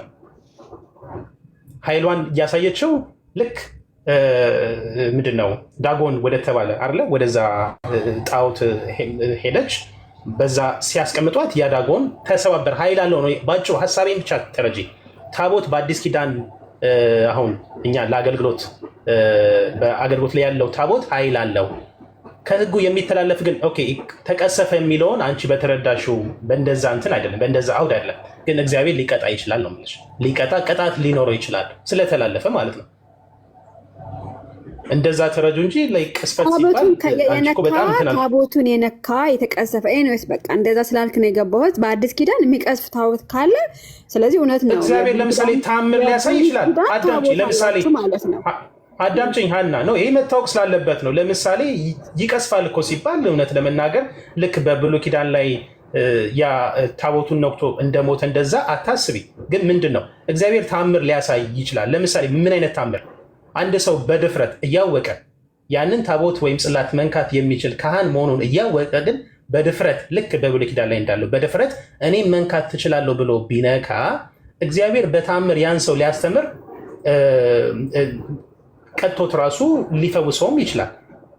ከዛ በተረፈ ግን ይሄን መተላለፍ ቅጣት ነው። ሌላ ከቤተክርስቲያን ሕግ ቀኖናን መጣስ ስለሆነ ይሄን አድርጎ ቢታይ ሄዶ ወደ ንሳ አባቱ ኢቨን ንሳ መግባት ያለበት ነገር ነው። እንደዚህ በቃ እኔ ብቻ አወራ በቃ እነ ኤቢ አውሩ በቃ ቅድም ልታሳይ ነበር አሳየኝ አውሩሽን ኤቢ ነፓስት ግን ይሁን ለሌላ ቀን ይሁን አንቺ ሰው ሚስ ሪፕሬዘንት ሲያደርግሽ ቆይ አይደለም ሀና መረዳት ያለብሽ አንድ ሰው አንቺ የተናገርሽውን ቃል በራሱ እንትን ሲያወራ ደስ እንደማይልሽ አሁን ተቀሰፈ የሚለው ቅጣት አለው ነው የምልሽ። ያ ቅጣት ሊሆን ይችላል የሚለው እኔ አልናገርም እንጂ አልከኝ የተቀሰፉ እንዳሉ ነው ያልከው። ስለዚህ ቅጣት አለው። እግዚአብሔር ታምር ሊያሳይ ይችላል እኮ አልኩሽ። ይኸው እኮ ነገርኩሽ እኮ ለምሳሌ በብሉይ ኪዳን ነው ያለ ታምራት ጉድ እኮ ነው። አይ በቃ ይበቃል። አይ ስለ አዲስ ኪዳን ታቦት እያወራሽ ብሉይ ኪዳን ያለሽ የሚቀስፍ ታቦት አለ እኮ እያልከኝ ነው ያለው። የሚቀስፍ አልተር አለ መሰው ያለ እያልከኝ እኔ እንዴት አድርጌ ልቀበልህ? እሺ እንዴ መቀበል ከጥቶ ላስማማችሁ አንቺ ላስማማችሁ አይ በቃ አውሩ ከናይ ቢጋ አውራው እየሰማሁ ስለነበረ እሱ እያለ ያለው ኢምፕሊኬሽኑ ካህናት ብቻ ናቸው የሚነኩት፣ ዲያቆናት አይነኩም። በቃ ከዚህ አንፃር ሊነኩት ያልቻሉት ዲያቆናት ማዕረጉ ላይ ስላልደረሱ ጳጳሳት ወይም ቀሳውስት ከነኩት ይቀሰፋሉ እያለ ያለው ሌላ ከካህን ውጭ ከነካ ይቀሰፋል አይደል? እንደዛ መክሰፍ ሳይሆን በቃ አይቻልም ነው አይደል? አንድ ሰው አሁን ለምሳሌ ቅድም ምሳሌ ሰጥቶሻል። ምናልባት ላለመግባባት ሳይሆን ሲምፕሊ እንትን ስለሆነ ማለት ነው። እና ከዛ አንጻር ሃይራርኪ ማወቅ ስላለባት መታወቅ ስላለበት ማለት ነው። ሴንክሮስ ቅጣት ሲባል ለምሳሌ ይኸውልሽ አሁን የምናወራው ቅድም እንደውም አዳም ጥሩ ምሳሌ ነበር እየሰጠሽ በዮሐንስ ራእይ ላይ ዮሐንስ ጥሩ ምስል ላመኑት ነው አይደለ እንዴ? ለምሳሌ የዮሐንስ ራእይ ወይም ደግሞ ወንጌልን አንብቦ ከዛ የማገኘው በረከት ህይወት አለ ብሎ የሚያስብ ሰው መቼም በወንጌል ያመነ መሆን አለበት። እስላሙም እኮ መጽሐፍ ቅዱስ ይዞ ያነበዋል አይደለ? እያልኩኝ ያለሁት ይህን የምናወራው ኦርቶዶክሳዊ ሆኖ ቀኖናው ስርዓቱ ለገባው ነው። ለምሳሌ አሁን እኔ ዲያቆን ነኝ። ታቦት መንካት እንደማይቻል በደንብ ተምሬያለሁ፣ ተረድቻለሁ። አገልጋይ ዲያቆን ነኝ። ካህናት ብቻ ነው የሚነኩት። እኔ ግን በትዕቢት ማለት ነው በትዕቢት እኔም ይገባኛል ታቦትን መንካት እችላለሁ ብዬ ብነካ አንደኛ ህግ ተላልፌያለሁ። ኦኬ መቀሰፍ ይኖራል ስልሽ እግዚአብሔር ታምሩን ሊያሳይ ይችላል። ለምሳሌ እጄ ሊቃጠል ይችላል። you have to know that it might do this። በነገራችን ላይ ኃይል አለው ነው የምለው። everyone should know that። ለምን እያወቅኩኝ ያ ለካህናት የሚገባ ኦኬ ለካህናት የሚገባ ካህናት ብቻ መንካት ያለባቸውን እኔም ቄስ ነኝ ብዬ የእግዚአብሔርን ትእዛዝ ተላልፍ። ምክንያቱም እኛ የቤተክርስቲያን ትእዛዝ የእግዚአብሔር ትእዛዝ ብለን ነው የምናምነው። ያን ብነካ በጣም ለምሳሌ እጄ ሊቃጠል ይችላል። በጣም ብዙ ታምር ሊያሳይም ይችላል ነው የምልሽ። መቀሰፍ የሚለውን አይ ዶንት ኖ እንዴት እንደምትረጅ። ስለዚህ ቅጣት አለው ነው የምልሽ። እና እንደዚህ አይነት ታምር ሊደረግ ይችላል። አዎ ተደርጎ ሊሆን ይችላል። ባጭሩ ምንድን ነው ለማሳወቅ እየፈለግኩት ለማን ነው? ለጥሩ ሰው ታቦቱ ኃይል አለው ነው። የእግዚአብሔር ኃይል አለ። የተረዳሽ ይመስለኛል። እኔ ላውራ ጥሩት። አንዴ ቆይ እንትን ነው ውይይት አድርጉት። በቃ በዚህ በአዲስ ኪዳን የሚቀስፍ ሰውን የሚቀስፍ ቅዱስ ነገር አለ ወይ ብላችሁ እስካውሩ እነ ኤቢ እና እነ ፓስተር ውይይት አድርጉት። በቃ እንደዛ ነው የሚሻለው። እሺ እንትን ነው በዚህ በወንጌል አማኝ ሳይድ እኔ እንግዲህ እስከማውቀው ድረስ አሁን በተነሳው ርዕስ ጉዳይ ላይ ከዚህ ከብሉይ ኪዳን ጋር ተያይዞ በሚመጣ አዲስ ኪዳን ላይ ቅስፈት አለ ተብሎ አይታመንም። ስለዚህ አሁን ይመስለኛል ዲያቆን ሲያወራ በኢትዮጵያ ኦርቶዶክስ ሳይድ እንደሱ ይታመናል መሰለኝ። አሁን ነው እየሰማ ያለሁት። በእኛ ሳይድ ግን እንደሱ አይነት ነገር አለ ተብሎ ስለማይታመን ነው። ምን ትላላችሁ? እንግዲህ አስሚቲ ፓስተር አለ፣ ኤቢም አለ። እንድታወር የምፈልገው በአዲስ ኪዳን የተቀደሰ እንትን ሰውን የሚቀስፍ ካለ እንግዲህ እናውራበት። ማስረጃም ካለ ያሳየን ብታሳዩን ባይነኝ። እኔ ኤቢ አውራ። ፓስተር አሌክስ አንዴ ቆይ ኤቢ ይናገር። አይ ምን አወራለሁ ሃኒ? ምንም ማውራት የምችለው ነገር የለም። ቢያንስ ኔትወርክ ጥሩ እንደሆነ በዚህ ግን ምን ትላለህ? እንደዚህ ነገር የሚቀስፍ ሆናለ እንደዚህ ማለት የምታውቀው ነገር አለ በአዲስ ኪዳን? አይ እንደዚህ የሚባል ነገር ማየው የለም። ግን ብዙ ነገር እንደሚባል እና ያው ብዙ ነገር እንሰማለን እንጂ ሲጀመር ፌዝ እያወራ ያለው ነገር ከመምህሩ ተሳስቷል ከተባለው መምህር የተለየ አይደለም። ለእኔ ኦልሞስት የብሉይ ኪዳኑን ጠባይ ነው በድጋሚ ፌዝ እያወራ ያለው። የተወሰነ ሰውየውን አሁን መሰዊያ አይባልም ምናምን ጠረጴዛ አይባልም ምናምን ያለው ነገር እሱን ያው ተቃውሟል። ከዛ ውጭ ግን ሞር ቴዎሎጂካል ኮንሰፕቱ ላይ ተመሳይ ነገር እያወራ መሰለኝ ፌዝ ያለው እንደ ብሉይ ኪዳኑ አይነት። አብራራው ይቅርታ። ለምሳሌ በብሉይ ኪዳን ነበረው ታቦት ይሰገድለት ነበር፣ ታምር ያደርግ ነበር፣ ክብሩን ይገልጥ ነበር ምናምን። የአዲስ ኪዳኑም ያደርጋል አልክ። ከዛ ደግሞ ለምንድን ነው የሚያደርገው? አስቀጠልከው እኮ የብሉይ ኪዳኑን አስቀጠል። ስለዚህ አንተ የብሉይ ኪዳኑ ቀጥሏል ብለህ ነው የምታምነው? ምሳሌ ያመጣ የብሉይ ኪዳን ታቦት ጋር ቁምና የብሉይ ኪዳን የሚሰገድለት ሌዋውያን ካህናት በሰፈሩ የሚዞሩት ህዝቡን የሚባርኩት ምን የሚሉት እንጨት ስለሆነ ነው? አይ አይደለም እኮ ምንድን ነው ላይክ እንደዛ እንዲሆን ማለት እኮ እንደሱ አንተ እንደሱ ብለህ በግልጽ ተናገራ። የብሉይ ኪዳኑ ታቦት ከመስዋዕቱ ስርዓት በስተቀር ቆይ አሁን እኮ የአንተ ቴሲስ ስቴትመንት እኮ ግልጽ ስላልሆነ ነው። በአንድ በኩል ምሳሌ ነው ትላለህ። ድምፅ ሚዩት አድርጋ አንዴ ልናገር።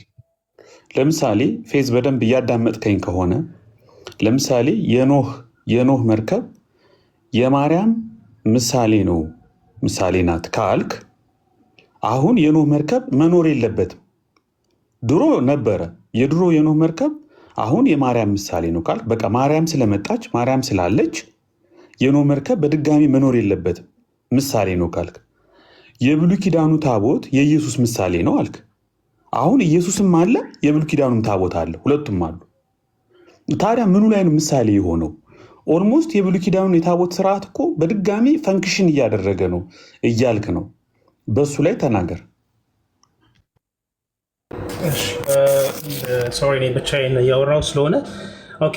አሁን እያልኩኝ ያለሁት በብሉይ ኪዳን የነበረው ታቦት በብሉይ ኪዳን የነበረው ታቦት ስርዓት ነበረው፣ ስርዓተ ታቦት ነበረ። እስራኤላውያን ያከብሩት ነበር። በታቦቱ ፊት ያው ለእግዚአብሔር ይሰግዱ ነበር። ኃይልም ሲያደርግ አይተናል አይደለ? ዳጎንን ሰባብራንት ስትል አይተናል። ሌሎችም ታምራትን ያደርግ ነበር የብሉይ ኪዳን ታቦት። ለምን? የእግዚአብሔር ቃል ህገ እግዚአብሔር እዛ ላይ ስለነበር። ኦኬ ዲስ ኢዝ ብሉይ ኪዳን። ወደ አዲስ ኪዳን ደግሞ ስንመጣ መሰዊያም ነበረ። ወደ አዲስ ኪዳን ስንመጣ የአዲስ ኪዳን አሁን ስለ አዲስ ኪዳን ታቦት ነው የምናወራው። ባይ ዘ ዌይ በአዲስ ኪዳን ታቦት ጽሌ አንድ ነው። በብሉይ ኪዳን ታቦት የምንለው ባይ ዘ ዌይ የጽላቱ ማደሪያ ነው አይደል? ጽላቱ ታብሌቱ አለ፣ ያው በማደሪያው ስለሚጠራ ነው። በነገራችን ላይ ታቦት የምንለው ማለት ነው። ግን በአዲስ ኪዳን ታቦት ይባላል፣ ጽሌ ይባላል። የቤተ ክህነቱ ደግሞ ቋንቋ የካህናት ቋንቋ ምስዋ ነው የምንለው፣ መሰዊያ ማለት ነው። ቅዱስ ጳውሎስ የተናገረውን አሁን የአዲስ ኪዳን ታቦት ለምሳሌ እንደ ኢትዮጵያ ኦርቶዶክስ ተዋሕዶ ቤተክርስቲያን ነው፣ አሰራር አለው። ኦኬ፣ በሜሮን በጳጳሳት ከመክበሩ በፊት በዛ ላይ ከእንጨትም ተመርጦ አሁን ከብሉይ ኪዳን ጋር እንድታያይዘው ነው እንጂ አሁን ምሳሌ ምናምን የሚለውን እንትን ለማለት አይደለም። በዛ ላይ የክርስቶስ አልፋና ኦሜጋ የሚለው የክርስቶስ ዘላለማዊ ስም ይጻፍበታል። ጉልበት ሁሉ ለኢየሱስ ክርስቶስ ይሰግዳል የሚለውን ምንድነው ፊልጵስዩስ ላይ ያለው እሱ ይጻፍበታል። ከዛም በሜሮን ይከብራል፣ ኃይል ያደርጋል ማለት ነው። ስለዚህ የአዲስ ኪዳን ታቦት ኃይል እንዲያደርግ የሚያደርገው አንድን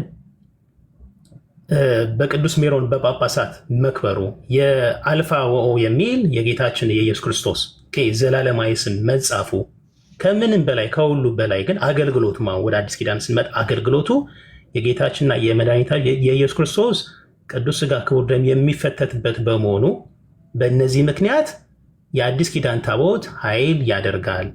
በብሉይ ኪዳን የነበረው ያን ያህል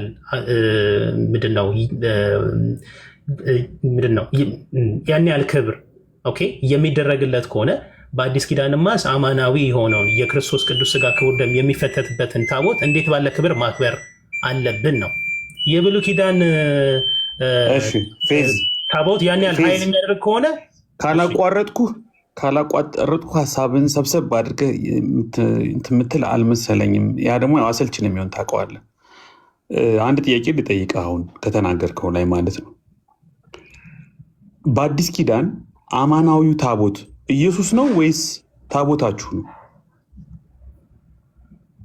አማናዊ ስላልክ ክርስቶስ ነው። አማናዊ መስዋዕት፣ አማናዊ ታቦት ተብሏል። ክርስቶስ ነው ታቦታችን፣ ኢየሱስ ነው። አንተ ግን አማናዊው ታቦቱ ነው ብለህ ማን ያለው? ማን ያለው?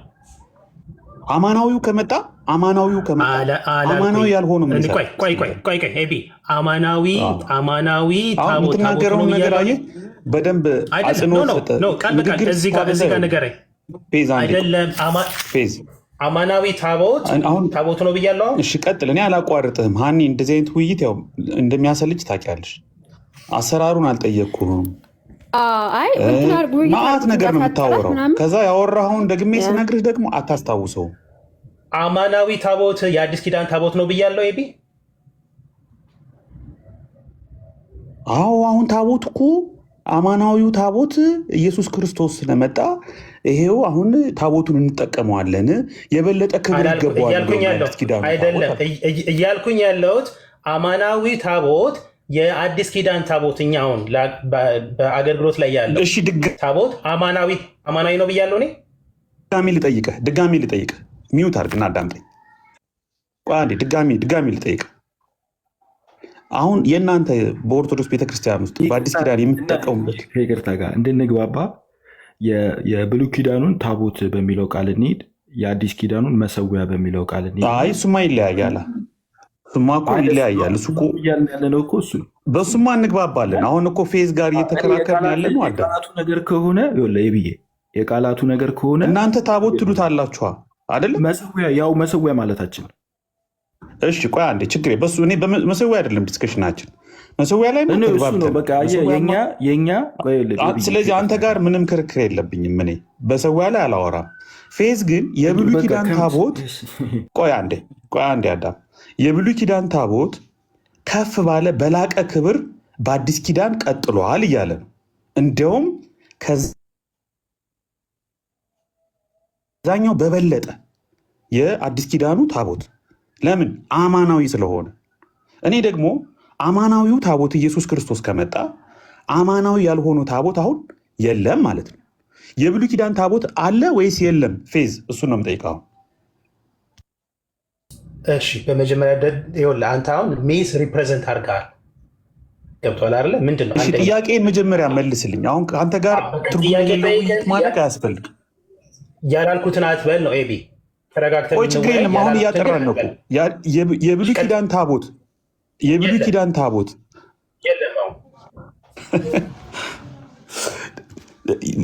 ኪዳኑ ታቦት አንተ ስትናገር የሚሸከሙት ታምር የሚያደርገው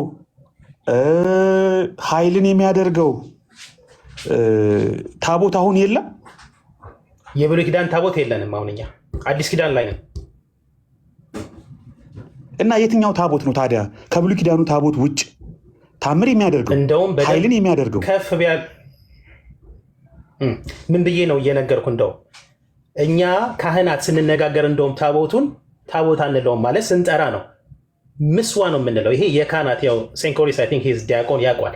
ምስዋ ነው የምንለው። አየካ መሰዊያ ነው የምንለው። ባይ ዘ ወይ ስንጠራ በቤተ ክህነት በዛ በመቅደስ ውስጥ ካህናት እና ዲያቆናት የሚግባቡበት የታቦት ቋንቋ ባይ ዘ ወይ ግዕዝ ቋንቋ ምስዋ ምን ማለት ነው? መሰዊያ። ሶ አም ቶኪንግ አባውት ቅዱስ ጳውሎስ መሰዊያ አለን ያለውን ነው የማወራው። አሁን እሱ ጋር ሆነን እናውራ። ቀጥል ጥያቄ። ማስረጃ ከፍቼ ላሳይ። የብሉይ ኪዳን ታቦት እንዳላችሁ ትልቁ ላይ ነኝ አይደል?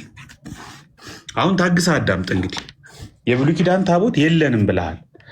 ቤተክርስቲያን ግን አንተ የምታምነው አሁን ያለው ታቦት የብሉይ ኪዳን ብለህ ነው የምታምነው?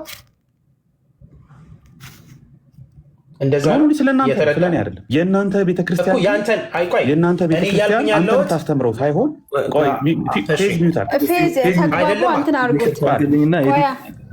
ማስረጃ ላውጣ።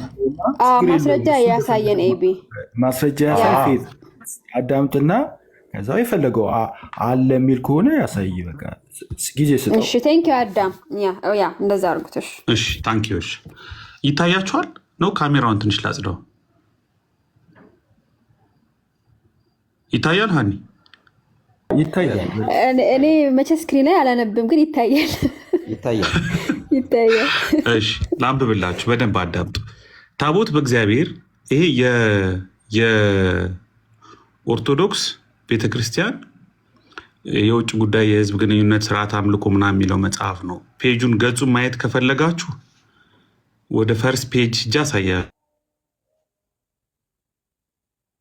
ከተጠራጠራችሁኝ ማለት ነው። ወይም ደግሞ እናንተ ጋር ያለውን አውጥታችሁ ማየት ትችላላችሁ። አድርጎ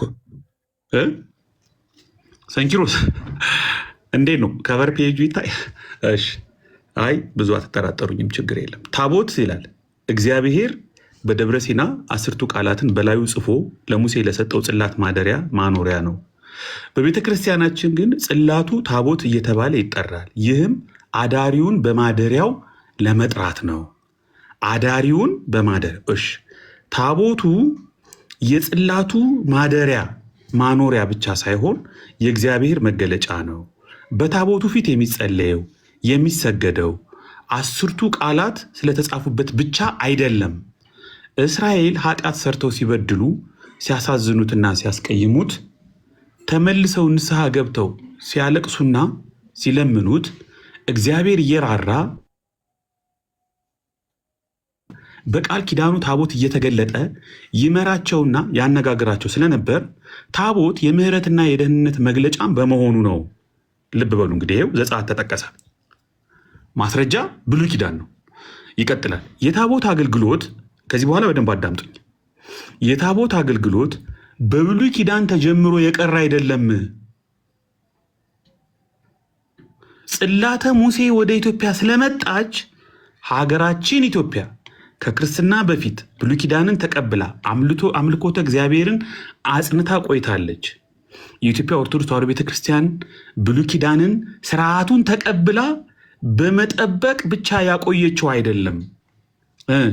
ጌታ በወንጌል ኦሪትንና ነቢያትን ልፈጽማቸው እንጂ ልሽራቸው አልመጣሁም፣ እውነት እውነት እላችኋለሁ ስራዋ አንዲት አቀራረጿ አንዲት የምትሆን የውጣ ሰማይና ምድር እስኪያልፍ ሁሉም እስኪሆን እስኪደረግ ድረስ ከኦሪት ከነቢያት ተለይታ አታልፍም።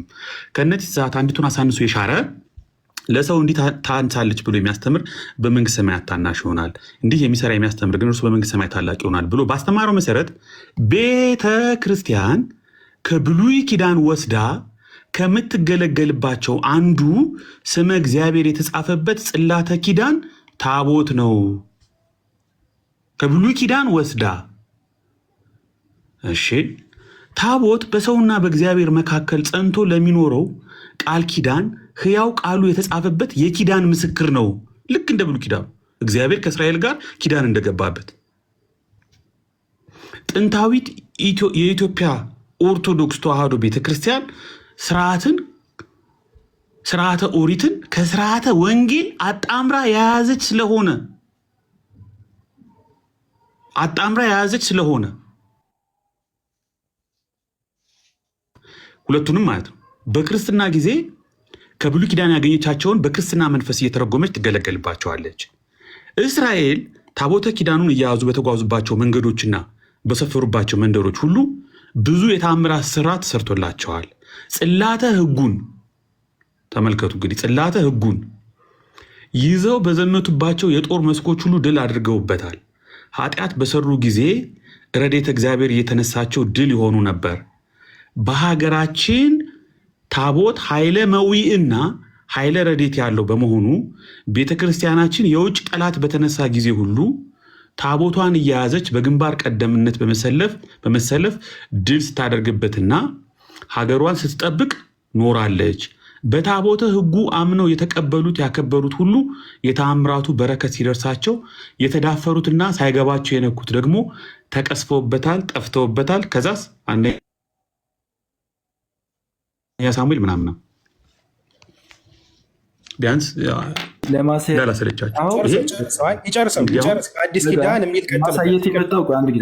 ለማሳየት የመጣው የብሉይ ኪዳኑ ታቦት በአዲስ ኪዳን አለ ብላ ታስተምራለች ብለህ ነበር እና እሱን ኤግዛክትሊ ማሳየት ይኖርባል። ከይቅርታ ጋር ይሄው ልድገመው። ቆይሽ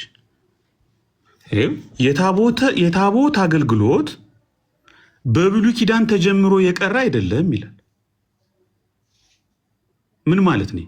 ጽላተ ሙሴ ወደ ኢትዮጵያ ስለመጣች አስቀጥለነዋል ይላል። ስለ ብሉይ ኪዳን አገልግሎት ምን ነበር? የብሉይ ኪዳን ማለት ነው። ለአዲስ ምን አልክ? ፌዝ አሁን ማሳየት ያለብህ እዚህ ጋር ማሳየት ያለብህ የአዲስ ኪዳኑ እኛ ታቦት መሰዊያ ብለን የምንጠራው የብሉይ ኪዳኑ ታቦት መሆኑን ሌላ ክርክር ሳንሄድ እሱን አሳይና፣ አይ እንደዛ አላሉም ካልክም እንለፈው። እንደዛ ብለው አልተናገሩም። የብሉይ ኪዳኑ ታቦት እንዴት ወደ ኢትዮጵያ እንደመጣ አንድ ያልገባኝ ነገር አለ። ሂስትሪው ትክክል ተናግረዋል። ይሄ ሰነድ ቆይ አንዴ ቆይ ይሄ ሰነድ የኢትዮጵያ ኦርቶዶክስ ተዋሕዶ ቤተክርስቲያን የታቦት አገልግሎትን ከብሉይ ኪዳን ተቀብላ እንዳስቀጠለችው ይመሰክራል አይመሰክርም? ስለ ብሉይ ኪዳኑ ነው እየተናገረ ያለው። መልስልኝ አንተ መጀመሪያ ስለ ብሉይ ኪዳኑ ነው እየተናገረ ያለው አይደለም?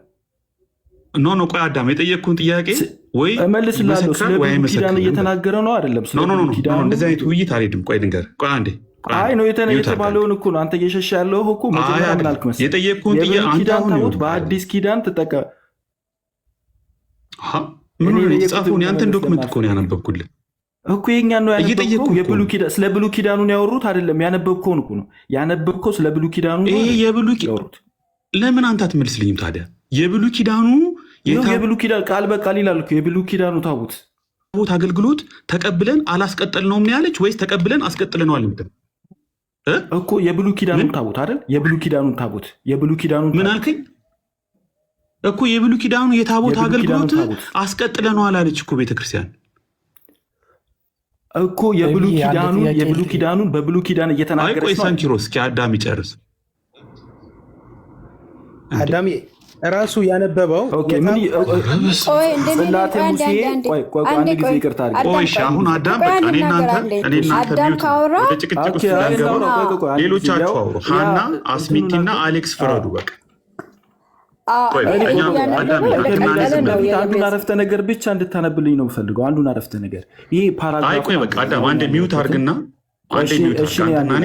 አንድ ጊዜ እሺ ላንብበው። አንተ አላነበውም ካልክ እኔ ላንብበው ከይቅርታ ጋር ሌሎችም እንዲሰሙ። እሺ ቆይ አንድ ጊዜ ኦኬ። ታቦት ይላል። የታቦት አገልግሎት በብሉይ ኪዳን ተጀምሮ የቀረ አይደለም። ጽላተ ሙሴ ወደ ኢትዮጵያ ስላመጣች ስለምን እያወራ ነው? ስለ ጽላተ ሙሴ እያወራ ነው እንጂ ስለ አዲስ ኪዳን መሰዊያ እያወራ አይደለም። ስለ ጽላተ ሙሴ ጽላተ ሙሴ ወደ ዝም ብለህ አንብበው ሳታብራራ ከዛ እኛ የሚሰማው እንትን ስለሚፈርድ ማለት ዝም ብለህ አንብበው። ኦኬ የታቦት አገልግሎት አረ ችግር የለም ያምራራ አንድ ችግር የለም። ከተሳሳትንም እኮ እኛ እንታረማለን። ቀጥል። ችግር በስመ አብ ለምን እንትን እንደሚባል አላውቅም። ኦኬ የታቦት አገልግሎት በብሉይ ኪዳን ተጀምሮ የቀረ አይደለም። ጽላተ ሙሴ ወደ ኢትዮጵያ ስላመጣች አገራችን ኢትዮጵያ ከክርስትና በፊት የብሉይ ኪዳን ተቀብላ አምልኮተ እግዚአብሔር አጽንታ ቆይታለች ይላል። ከዛ በኋላ ወደታች ደግሞ ስትሄድ የብሉይ ኪዳንን ያገኘቻቸውን ወደ ክርስትና መንፈስ ቀይራ ይላል። እዛው ወደታች ስትወርድ ከብሉይ ኪዳን ያገኘቻቸውን በክርስትና መንፈስ ቀይራ በአዲስ ኪዳን ስላለው ደግሞ በአዲስ ኪዳን ይልና ቀጥሎ ያለው ምዕራፍ ያላነበብከው ምዕራፍ በአዲስ ኪዳን ታቦት የክርስቶስ ስጋና ደም የሚፈተትበት እንደሆነ ይናገራል። አሁን አንተ ከላይ ያለው ስለ ብሉይ ኪዳን የተወራውን ከአዲስ ኪዳኑ ጋር እንደውም አይ ቲንክ የተሻለ የሚሆነው ስለ አዲስ ኪዳኑ ሲወራ መሰዊያ እያሉ ቢያስቀምጡት የተሻለ ይሆን ነበር እና ታቦት ብለው ሲሉ ሁለቱንም እያደበላለከው ስለሆነ ቴንክ ዩ። እሺ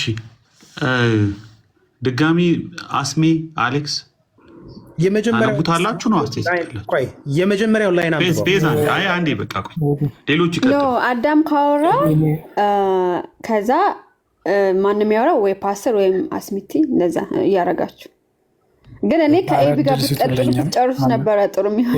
ይሄ እኮ እንትን ነው የእኛ መጽሐፍ ስለሆነ እኛን አሁን ምን መሰልሽ ሃኒ ፕሮብለሙ ምን መሰልሽ? ፕሮብለሙ እኔ ይህንን ጽሁፍ አንብቤ ዳይሬክትሊ ሊትራሊ አንደርስታንድ ያደረግኩትን ነገር እሱ ደግሞ አንብቦ አይ ትክክል አይደለም ካለ ምንም መጨቃጨቅ አያስፈልግም በእኔ እንትን። ምክንያቱም እኔ ኦልሞስት ይህንን ጽሁፍ ከአሁን በፊትም በተደጋጋሚ አውርተንበታል። ወይ ጽሁፉንም መቃወም ይቻላል። ምክንያቱም ጽሁፉ ቃል በቃል ሊትራሊ የሚለውን ነገር እኔ ምንም ላረገው አልችልም። አይ አንተ ስትረዳን የተሳሳትከው ካሉኝ ግን ይሄው ተስፋ አለ። ኦርቶዶክስ ትረስት የማደርገው ሰው ነው። እሱም ሪፍሌክት ማድረግ ይችላል። አስሜም ሪፍሌክት ማድረግ ይችላል። አሌክስም ሰንኪሮስም ማድረግ ትችላላችሁ። ፌዝና አዳም አልተግባባንም። ለምን እነሱ በተለየ ሁኔታ ተረድተውታል፣ እኔ ደግሞ በተለየ ሁኔታ ተረድቸዋለሁ። ስለዚህ አሁን አዳም ቢቀጥል እኔ ብቀጥል መዳረቅ ነው የሚሆነው። እሺ ጥሩ። ፌዝ አንዴ የመጀመሪያው ላይ አንብበውና ፌዝ አንዴ የመጀመሪያው ላይ አንብበውና እሺ ያነበዋል። አሁን ፌዝ እና አዳም ከኤቢ ጋር ስላልተግባባችሁ ተስፉ ይቀጥል ብለዋል። ተስፉ ማይክን ክፈት እና የምትፈልገውን ጥያቄ ጠይቀው ኤቢን። ተስፉ ጥሩ አመሰግናለሁ። የኔ አረዳድ መናገር ዝም ያልኩኝም ላለመግባት ስለፈለኩኝ ድምፅክ እኔ ጋ ነው እንትን ይላል በደንብ አይሰማም። እሺ አንድ ጊዜ እሺ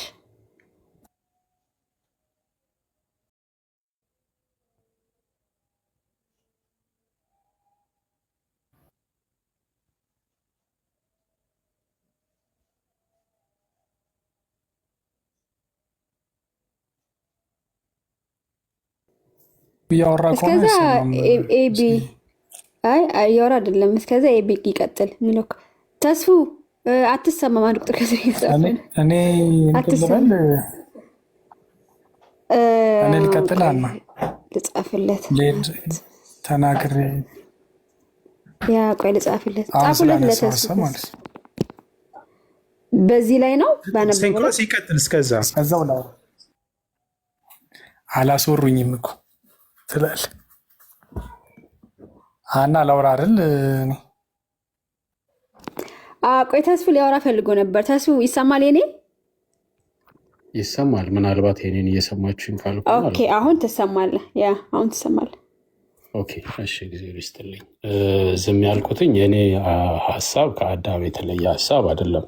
ምናልባት አንድ ተጨማሪ የምጨምረው ወይንም ደግሞ ኤቢንም አንድ ጥያቄ የምጠይቀው የብሉይ ኪዳን አገልግሎት በእርግጥ ከብሉይ ኪዳን የወሰድናቸው አገልግሎቶች አሉ።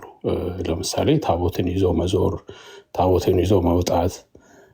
ምክንያቱም በአዲስ ኪዳንም ጠቃሚ ብላ ቤተክርስቲያን ስላሰበች ክርስቶስን ለዓለም የምንገልጽበት አንዱ መንገዳችን ስለሆነ ጥምቀትን ስናከብር ክርስቶስ መጠመቁን ለዓለም የምንገልጽበት ስለሆነ ይዘን እንወጣለን።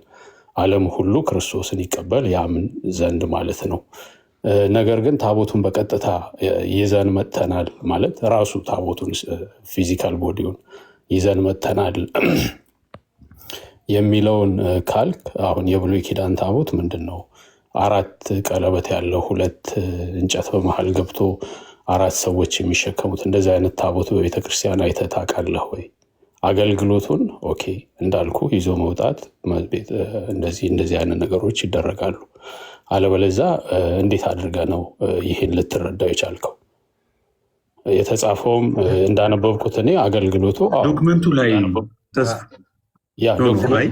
ሀሳብ እኮ የምትሰጠው እኔ አሁን እኮ የሆነ አቋም ይዤ አይደለም። አንደርስታንድ አድርገኝ ከሆነ ዶክመንቱ ላይ የታቦት አገልግሎት ልብ ብላ አዳምጠኝና የታቦት አገልግሎት በብሉይ ኪዳን ተጀምሮ የቀረ አይደለም።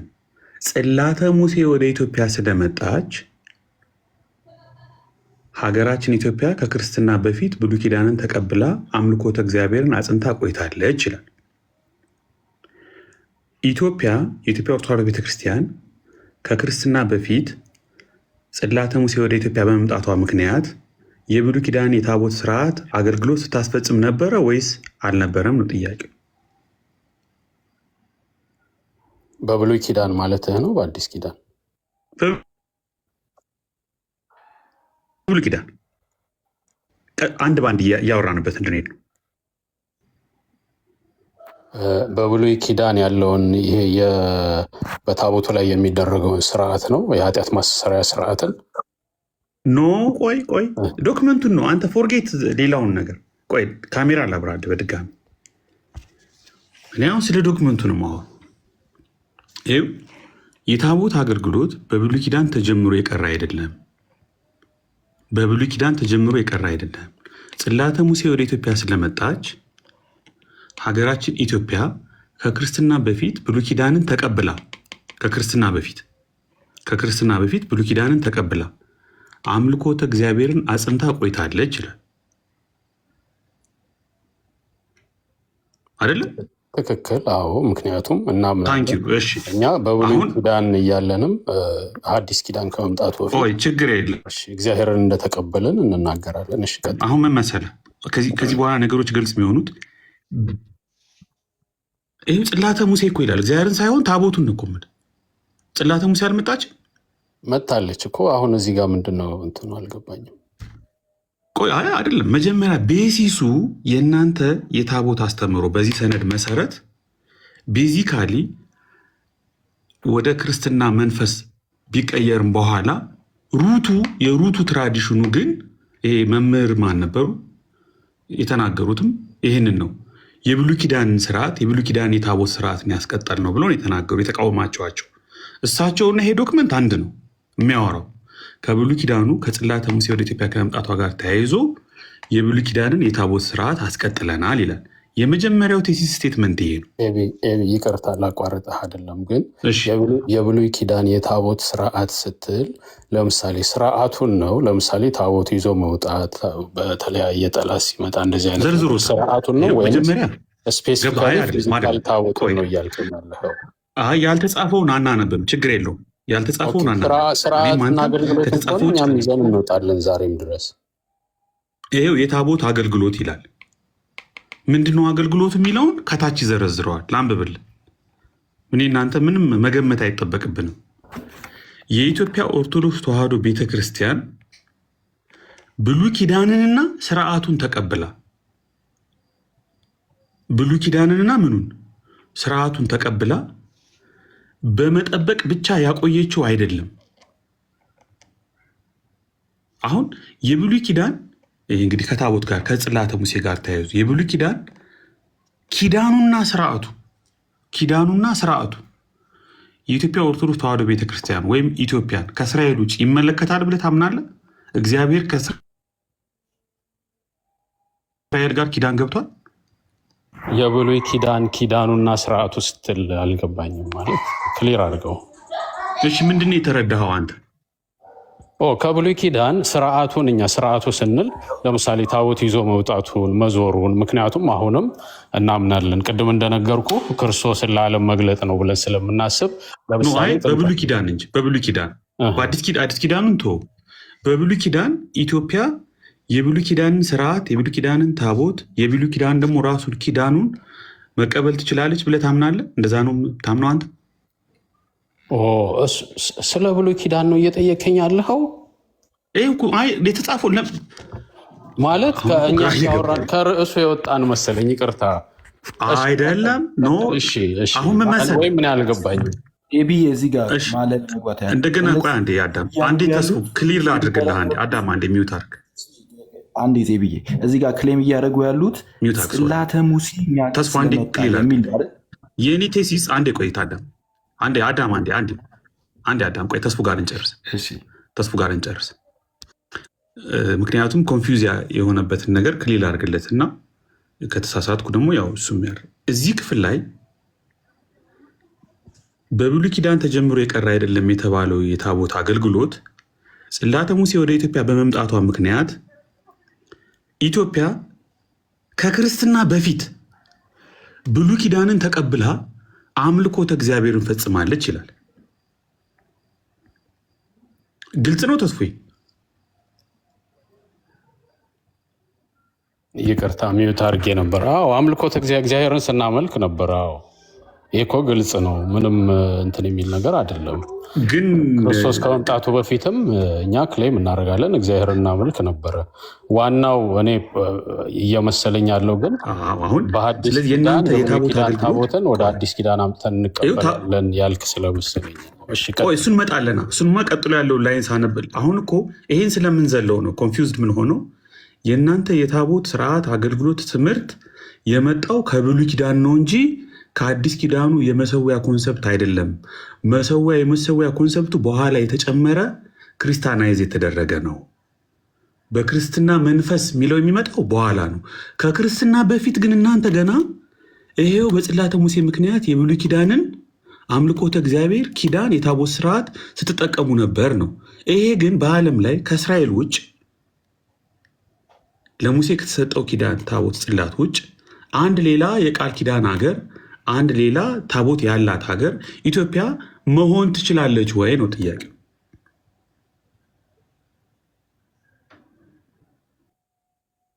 ኦኬ ወደ ሌላ ጥያቄ። አሁን ጥያቄ ምናልባት እያወራን ያለ ነው ስለ ታሪክ ወይም ደግሞ ስለ ብሉይ ኪዳን ነው።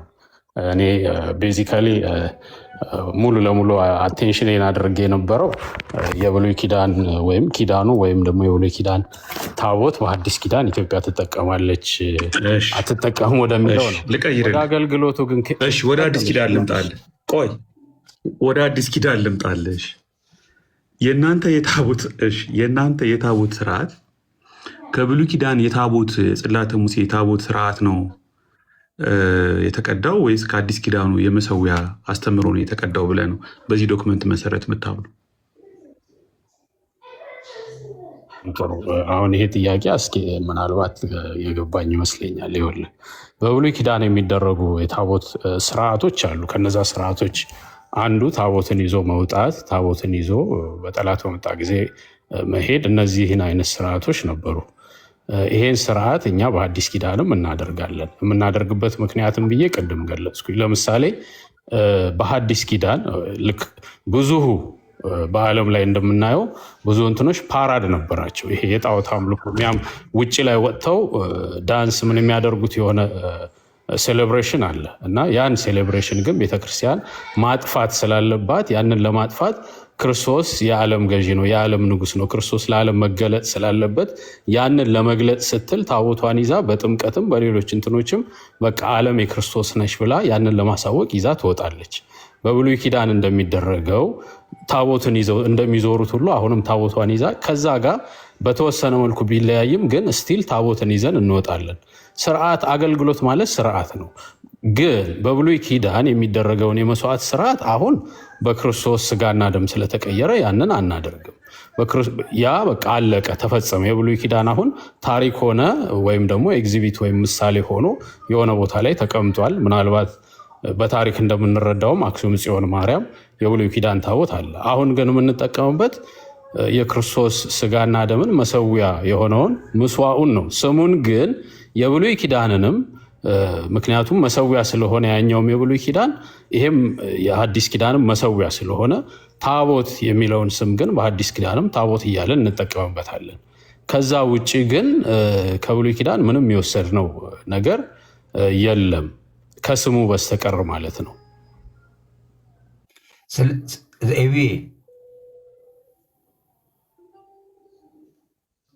ይሰማል? እሺ እኔ እየተሰማው ነው። አሌክስ ይሰማኛል።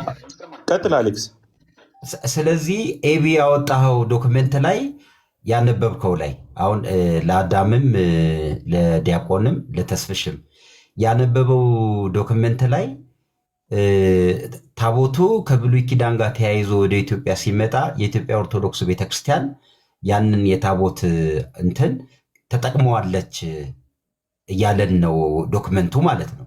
ስለዚህ አሁን እናንተ የብሉይ ኪዳኑ ታቦት እዚህ ዶክመንቱ ላይ ያለው የኢትዮጵያ ኦርቶዶክስ ቤተክርስቲያን ቀጥተኛ ከዛ ጋር ተያይዞ ተጠቅመዋለች የሚለውን ነገር እንዴት ነው አሁን እኔ ሲያነበው ነው የገባኝ። እሱን እንትኑን አይደለም አሁን አዳም ቅድም እንዳለው ስሙን ለምሳሌ ታቦት የሚለውን መሰዊያ ስርዓቱን ምናምን ሳይሆን ቀጥተኛ ዶክመንቱ ላይ ያለውን ትቀበሉታላችሁ። ዶክመንቱ ላይ ያለው ማብራሪያችሁን ሳይሆን ዶክመንቱ ላይ ያለው። ይቅርታ አሌክሶ ያውራ ያሉት ዲያቆን ምን ይቅርታ ኤቢ ወይም ፓስተር ቤትን ምሩት። እሺ እናንተ ምሩት አንዳችሁ። እሺ እና አንድ ባንድ አውሩ። ኧረ እኔ ራት ልበላ ነው። እሺ ፓስተር ምራው። ፓስተር ምራው። እሺ አይ ኤቢ ያነበበው ላይ እኔ ምንድን ነው መሰላችሁ ኤቢ ያነበበው ላይ ዲያቆን ላመጣው ሐሳብ ያይ ዶክመንቱ አንተ የምትለው ነገር ላይ የተለየ ነው ብሎ ነው ማስረጃውን ይዞት የመጣው። ማስረጃውን ደግሞ ስንሰማው ከላይ ጀምሮ ሲያነበው ከብሉይ ኪዳኑ ጋር ተያይዞ መጥቶ ኢትዮጵያ ኦርቶዶክስ ቤተክርስቲያን አገልግሎቱን ተጠቅማለች ነው። ስለዚህ አሁን እናንተ ማብራሪያውን ሳይሆን ይህንን ጽሑፍ ትቀበሉታላችሁ ወይ እንዳለ ወይስ ሊለው በሚፈልገው መልኩ እንዲህ ቢሆን ይሻላል ነው? ለዛ ነው እኔ ግራ ስለገባኝ ነው። ኦኬ ሰላም ሁላችሁም ብያለሁ። ቴንኪው አሌክሶ ስላስገባኝ። ኤቢ ለምንድን ነው ጨርሶ ያላነበበው? አሌክሶ ሌላ አለው ወደ ታች። አዎ ጨርሶ አላነበበም። ኤቢ ሲጀመር ዋና ታርጌቱን ጥሎ ነው ሌላውን እያነበበ የነበረው።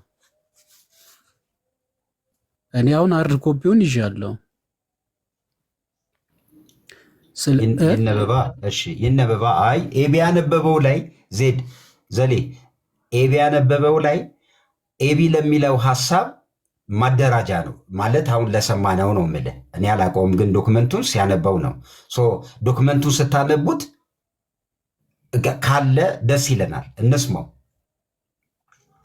አዎ በጣም ጥሩ። አሁን ምን መሰለ፣ አሁን ጉዳዩ ማለት ነው ቤተክርስቲያናችን በዚህ አሁን እሱ ባነበበው መጽሐፍ የኢትዮጵያ ኦርቶዶክስ ተዋሕዶ ቤተክርስቲያን እምነት፣ ስርዓት አምልኮና የውጭ ግንኙነት በሚለው ላይ ቤተክርስቲያኒቱ የምታምነው ነገርን የዘረዘረችበት ነው። ስለ ታቦት ብቻ አይደለም፣ ስለ አምስቱ አዕማደ ምስጢራትን አስቀምጣለች። ስለ ቅዱሳን ስዕላት አስቀምጣለች። አሁን ወደ ጉዳያችን ስንመጣ ስለ ታቦት አስቀመጠች። አሁን እሱ ታቦትን ካነሳን መቼንም እንደምታውቁ አዲስ ኪዳን ማለት ከብሉይ ኪዳን የተወለደ ማለት ነው አይደለም እንዴ? ብሉይ ኪዳን ሁል ጊዜ ትንቢት ተብሎ ነው የሚነገረው። አዲስ ኪዳን ደግሞ ፍጻሜ ነው። ብሉይ ኪዳን ጥላ ይባላል፣ አዲስ ኪዳን ደግሞ አካል ነው። ብሉይ ኪዳን ደግሞ ምሳሌ ይባላል፣ አዲስ ኪዳን ደግሞ አማናዊ። ሁሉንም የብሉይ ኪዳን መጽሐፍትን ስታየው ስታነበበው ማለት ነው ክርስቶስን የማይገልጥ አንድም የመጽሐፍ ቅዱስ ክፍል የለም። አንድም ማለት ነው በአባቶች ጉዳይ በምሳሌያት ልክ ዕብራውያን ምዕራፍ 1 ቁጥር 1 ቅዱስ ጳውሎስ እግዚአብሔር በብዙ ህብርና ጎዳና ለአባቶቻችን በምሳሌ ተናግሮ ይላል። ሁሉን ወራሽ ባደረገው ዓለማትን በፈጠረበት በልጁ ተናገረ እንደሚል ማለት። ስለዚህ ሳሳጥረው ታቦት ዝም ብሎ አሁን የመጣ ጉዳይ አይደለም ለማለት ነው። ክፍሉ በብሉይ ኪዳንም ይታወቃል ነው። በጣም ትልቁ ፖይንት ደግሞ ስትወስዶ ማለት ነው በአዲስ ኪዳን በክርስትና መንፈስ ነው የምንጠቀመው። እኛ የብሉይ ኪዳን ታቦት የለንም። የብሉይ ኪዳን ታቦት የለንም።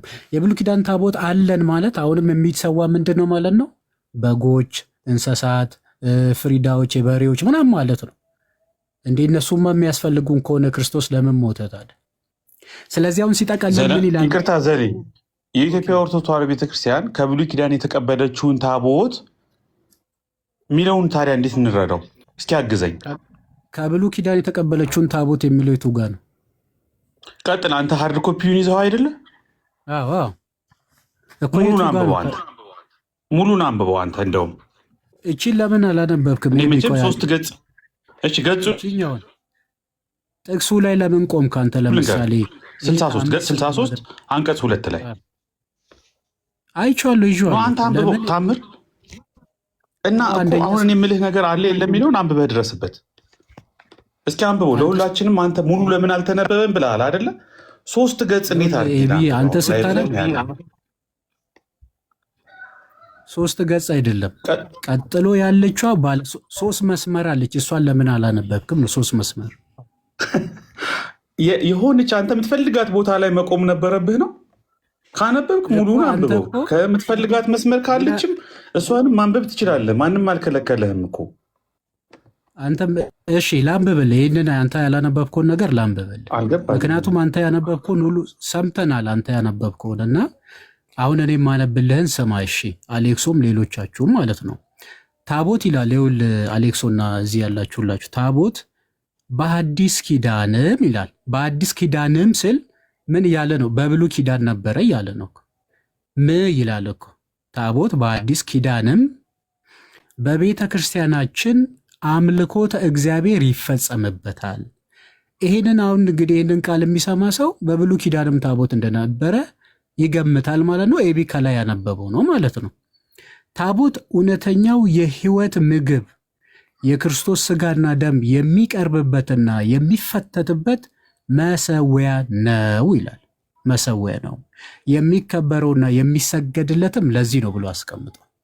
አዮ ስለዚህ ታቦት በዛሬ ብቻ የነበረ ሳይሆን በብሉይ ኪዳን በስርዓተ አምልኮ የነበረ ነው።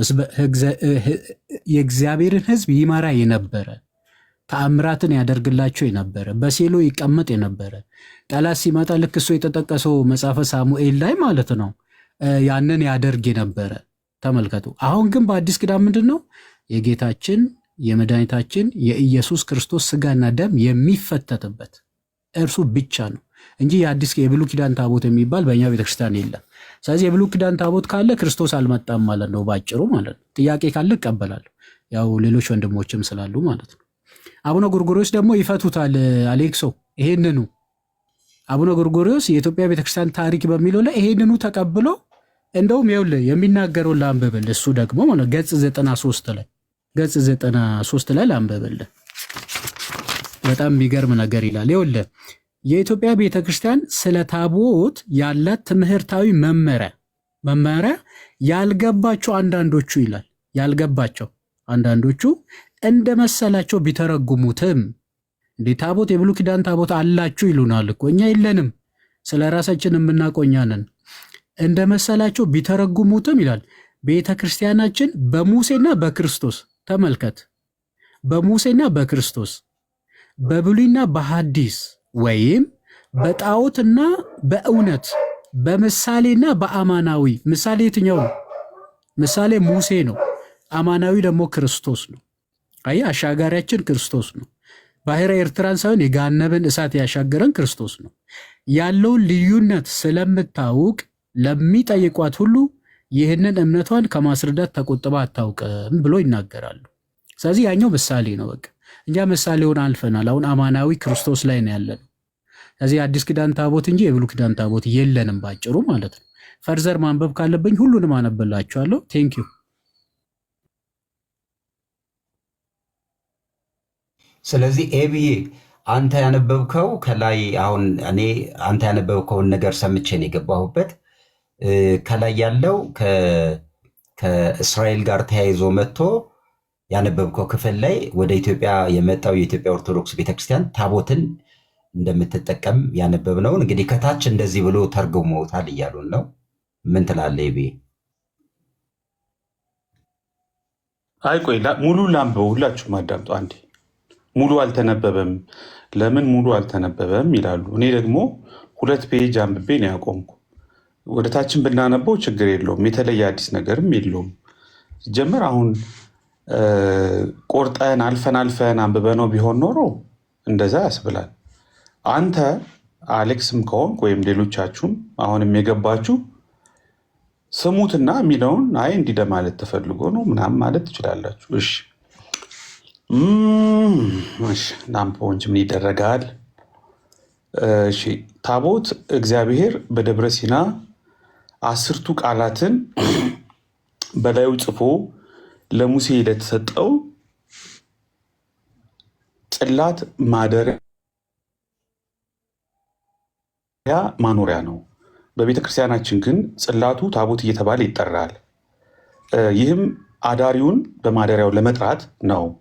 ታቦቱ የጽላቱ ማደሪያ ማኖሪያ ብቻ ሳይሆን የእግዚአብሔር መገለጫ ነው። በታቦት ፊት የሚጸለየው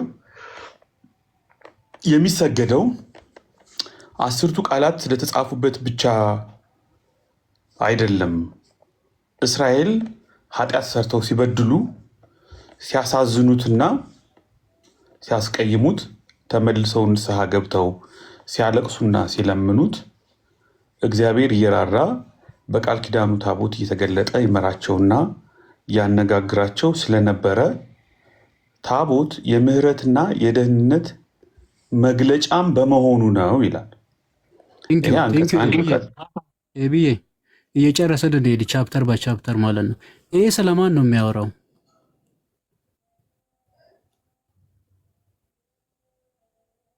ይሰማል? ኤቢ ዘጸአት 25 ኦኬ፣ ተመልሻለሁ። ይሰማል። እሺ ቀጥል ዘላለም። አይ ቴንክ ዩ። አይ እየጨረሰ እንድንሄድ ነው። ዘጸአት 25 ከቁጥር 1 እስከ 25 በሚለው 4 ነጥብ ላይ አይደለም የዘጋው? አዎ የመጀመሪያው አንቀጽ ማለት ነው። አዎ ስለማን ነው የሚያወራው? ችግር የለም።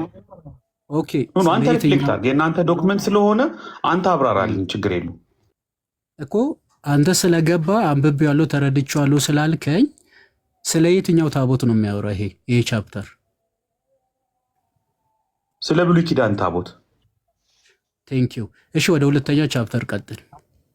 እሺ ታንክ ዩ። ከዛ ሁለተኛው ቻፕተር ላይ ገጽ 61 የታቦት አገልግሎት በብሉይ ኪዳን ተጀምሮ የቀረ አይደለም። ጽላተ ሙሴ ወደ ኢትዮጵያ ስለመጣች ሀገራችን ኢትዮጵያ ከክርስትና በፊት ብሉይ ኪዳንን ተቀብላ አምልኮተ እግዚአብሔርን አጽንታ ቆይታለች።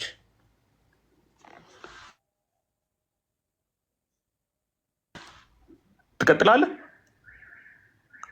ትክክል። አዎ አምልኮተ እግዚአብሔርን ተቀብላ አጽንታ ቆይታለች። ስቲል ከክርስትና በፊት ነው የሚለው። ቀጥሎ። እሺ ከክርስትና በፊት በጽላተ ሙሴ አማካኝነት የብሉይ ኪዳን የታቦት አምልኮት ስርዓት ትፈጽሙ ነበር። አዎ እሱን ተናግረናል፣ ቅድም ተናግረናል። ያው እንግዲህ ማስረጃ ከፈለክ ማየት ማመን ነው። ማስረጃ አይደለም። ቆይ እኔ አሁን ይህን ዶክመንት ነው አንተ እኮ አስረዳኝ ነው እንጂ ሌላ እየጠየቅኩ ወይም እየሞገጥኩ አይደለም። አንተ የተረዳኸውን ብቻ እቀበልሃለሁ፣ ችግር የለም። ጽላተ ሙሴ ወደ ኢትዮጵያ ስለመጣች ከክርስትና በፊት ብሉይ ኪዳንን ተቀብለን አምልኮተ እግዚአብሔርን አጽንተን ቆይተናል የሚለውን በቀጥታ ልውሰደው ወይስ ኤክስፕሌን የምታደርገው ነገር አለ? አይ ኤክስፕሌን አላረግልም። አምልኮተ እግዚአብሔር ከክርስትና ከክርስቶስ መምጣት በፊት በኢትዮጵያ ነበረ። ይሄ ደግሞ ሂስቶሪካሊ ማስረጃ ሊቀርብለት የሚችል ቢብሊካልም ልናቀርበው የሚችል ጉዳይ ነው። ቀጥል። ትልቁ ነገር አቤት ይቅርታ ድገምልኝ፣ የሰማሁህ አልነበረም። ኦኬ ኔትወርኩ ነው መሰለኝ። ልክ ነህ አልኩ። ልክ ነህ፣ ትክክል። አምልኮተ እግዚአብሔር በኢትዮጵያ በብሉይ ኪዳንም ነበረ ማለት ከክርስትና መምጣት በፊት ኢትዮጵያ እግዚአብሔርን ታመልክ ነበረ። ቀጥል። እሺ ዘላለም፣ ከክርስትና በፊት የብሉይ ኪዳን ታቦት ነበራችሁ ወይስ አልነበራችሁም? በዚህ ጽሑፍ መሰረት ጽሑፉ እኮ ተናገረ አለን እያለክ እኮ ነው። ታንኪዩ። እሺ ከክርስትና በፊት የብሉይ ኪዳን ታቦት ነበረን፣ በዛም አምልኮተ እግዚአብሔርን ስንፈጽም ነበረ። እሺ ይሄን እንግዲህ አስምረ ያዝና እንቀጥል። እሺ የኢትዮጵያ ኦርቶዶክስ ተዋሕዶ ቤተክርስቲያን ብሉይ ኪዳንንና ስርዓቱን ተቀብላ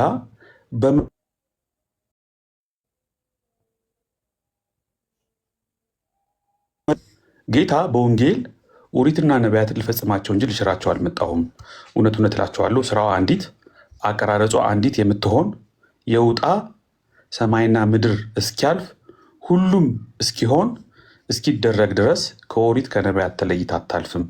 ከነዚህም ትእዛዛት አንዲቱን አሳንሶ የሻረ ለሰው እንዲህ ታንሳለች ብሎ እሱ ኦቨን ውስጥ አስገቢልኝ፣ ችግር የለም የላይኛው ላይ ሶሪ በጣም ምን ላይ ነኝ? ተለይታ አታልፍም። ከነዚህ ትእዛዛት አንዲቱን አሳንሶ የሻረ ከተሳሳቱ ታርመኛለህ ዘላለም፣ አንተ ሃርድ ኮፒውን ስለያዝክ ለሰው እንዲህ ታንሳለች ብሎ የሚያስተምር በመንግስተ ሰማይ ታናሽ ይሆናል። ማቴዎስ 5:17-19 ብሎ ባስተማረው መሰረት ቤተክርስቲያን ከብሉይ ኪዳን ወስዳ ከምትገለገልባቸው አንዱ ስመ እግዚአብሔር የተጻፈበት ጽላተ ኪዳን ወይም ታቦት ነው። አሌክስ እየሰማ ነው አይደል? ከብሉይ ኪዳን ወስዳ ከምትገለገልባቸው አንዱ ስመ እግዚአብሔር የተጻፈበት ጽላተ ኪዳን ታቦት ነው። ታቦት በሰውና በእግዚአብሔር መካከል ጸንቶ ለሚኖረው ቃል ኪዳን ሕያው ቃሉ የተጻፈበት የኪዳን ምስክር ነው ይላል። ጥንታዊት የኢትዮጵያ ኦርቶዶክስ ተዋሕዶ ቤተ ክርስቲያን ስርዓተ ኦሪትን ከስርዓተ ወንጌል አጣምራ የያዘች ስለሆነ በክርስትና ጊዜ ከብሉይ ኪዳን ያገኘቻቸውን በክርስትና መንፈስ እየተረጎመች ትገለገልባቸዋለች። እስከዚህ ድረስ ነበርኩት ቅድም ዘላለም ከነበር ካላቅም አሁን ሪፍሌክት ከዚህ ቀጥልም አንብበ አልቀድም የሚቀጥሉን ቻፕተር አንብበ ነው የጨረስከው። ትክክል። አሁን ትልቁ ፖይንታችን ምንድን ነው? ለምሳሌ ቅድም ተናግር ያለው ምሳሌ በአማናዊ ተተክቷል።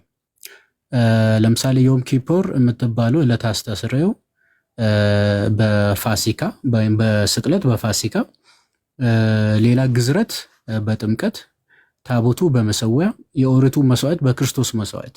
ይህ ይታወቃል። ያ ነገር በዚህ በክርስትና መንፈስ የሚለው ተተርጉሞ ተቀምጧል ማለት ነው። ስለዚህ በዛ አገልግሎት ፍጹምነት የተገኘ ስላልሆነ ክህነቱ ከአሮን ያይደለ ሌላ ካህን ወደፊት ስለምን ይነሳ ያስፈልጋል ስለሚል መጽሐፍ ያ ሊቀ ካህናታችን ኢየሱስ ክርስቶስ መጥተዋል። መስዋዕቱም የክርስቶስ ስጋና ደም ነው። ታቦቱም ደግሞ የአዲስ ኪዳን ታቦት ምስዋ ነው ወይም አልታር የምንለው። ግዝረቱም ደግሞ ጥምቀት ነው። ይሄ ሁሉ በምሳሌ የነበረውን በአማናዊ ተርጉመን ተጠቅመናል ነው። የአዲስ ኪዳን አገልግሎት ከብሉይ ኪዳን አገልግሎት የተለየ ነው። ያንን የሚያስረዳ ነው። ይሄ መቀጠል ትችላለህ። እሺ፣ አንድ ሌላ ግር ያለኝ ሪፍሌክት ብታረግበት ጥሩ ነው ብዬ ማምነው ቤተክርስቲያን ከብሉይ ኪዳን ወስዳ ከምትገለገልባቸው አንዱ ስመ እግዚአብሔር የተጻፈበት ጽላት ወይም ኪዳን ወይም ታቦት ነው። 4 ነጥብ። ስለዚህ ቤተክርስቲያን የብሉይ ኪዳንን ታቦት ወስዳ እየተገለገለችበት ነው የሚለው አረፍተ ነገር የብሉይ ኪዳን ታቦት የለንም ከሚለው ጋር አይጋጭም? አይ ታቦትን ከብሉይ ኪዳን ነው ይላል እንጂ የብሉይ ኪዳን ታቦት እኮ አይልም እኮ። ታቦት ከብሉይ ኪዳን ወስዳ ቤተክርስቲያን ከብሉይ ኪዳን ወስዳ የብሉይ ኪዳን መሆኑንማ ቅድም ጽላተ ሙሴ መጣች ብለህ እኮ። አይ ኤቢ እንደዛ አይደለም። ይኸውልህ እኛ ከክርስትና በፊት ያለውን እኮ ተማመን ጽፌዋለሁ አይደል?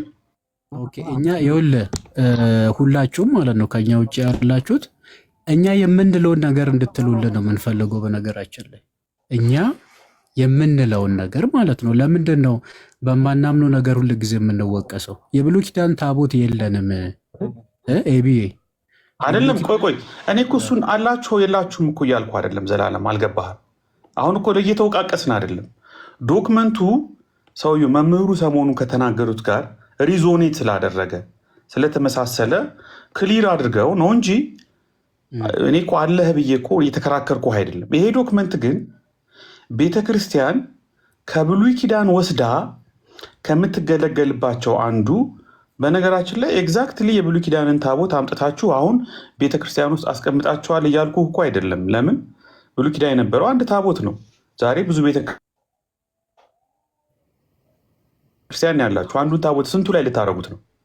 አክቹዋል ያንን ታቦት አምጥታችሁ ቤተክርስቲያን አስቀምጣችሁታል አይደለም። የኔ እኮ ይሄ ዶክመንት የሚያወራው ግን የብሉይ ኪዳንን የታቦት ስርዓት እና ኮንሰፕት አጠቃላይ አምጥታችሁ እየተገለገላችሁበት ነው። ስለዚህ አክቹዋል ያቺ ጽላተ ሙሴም ያው ነበረች ብለኸኛል ቅድም ከክርስትና በፊት። ከክርስትና በኋላ ደግሞ የብሉይ ኪዳኑን የታቦት ስርዓት ወይም ጽላተ ስመ እግዚአብሔር የተጻፈበትን አምጥታችሁ እየተጠቀማችሁበት ነው ይላል። የብሉይ ኪዳን ታቦት የለንም የሚለውና ሌሎቻችሁ መመለስ ትችላላችሁ። የብሉይ ኪዳን ታቦት የለንም የሚለውና ይሄኛው አይጋጭም ነው ጥያቄ።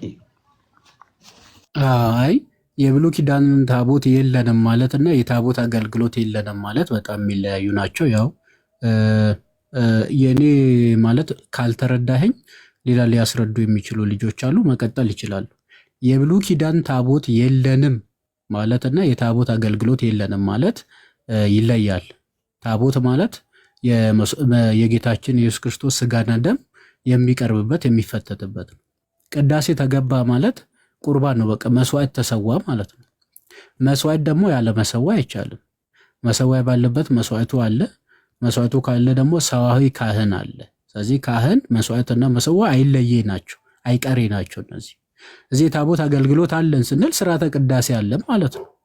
ኦኬ ያን ነገር እየተናገርን ነው እንጂ ነሰሰርሊ ያ በብሉይ ኪዳን የነበረ ታቦት አለን እያልን አይደለም።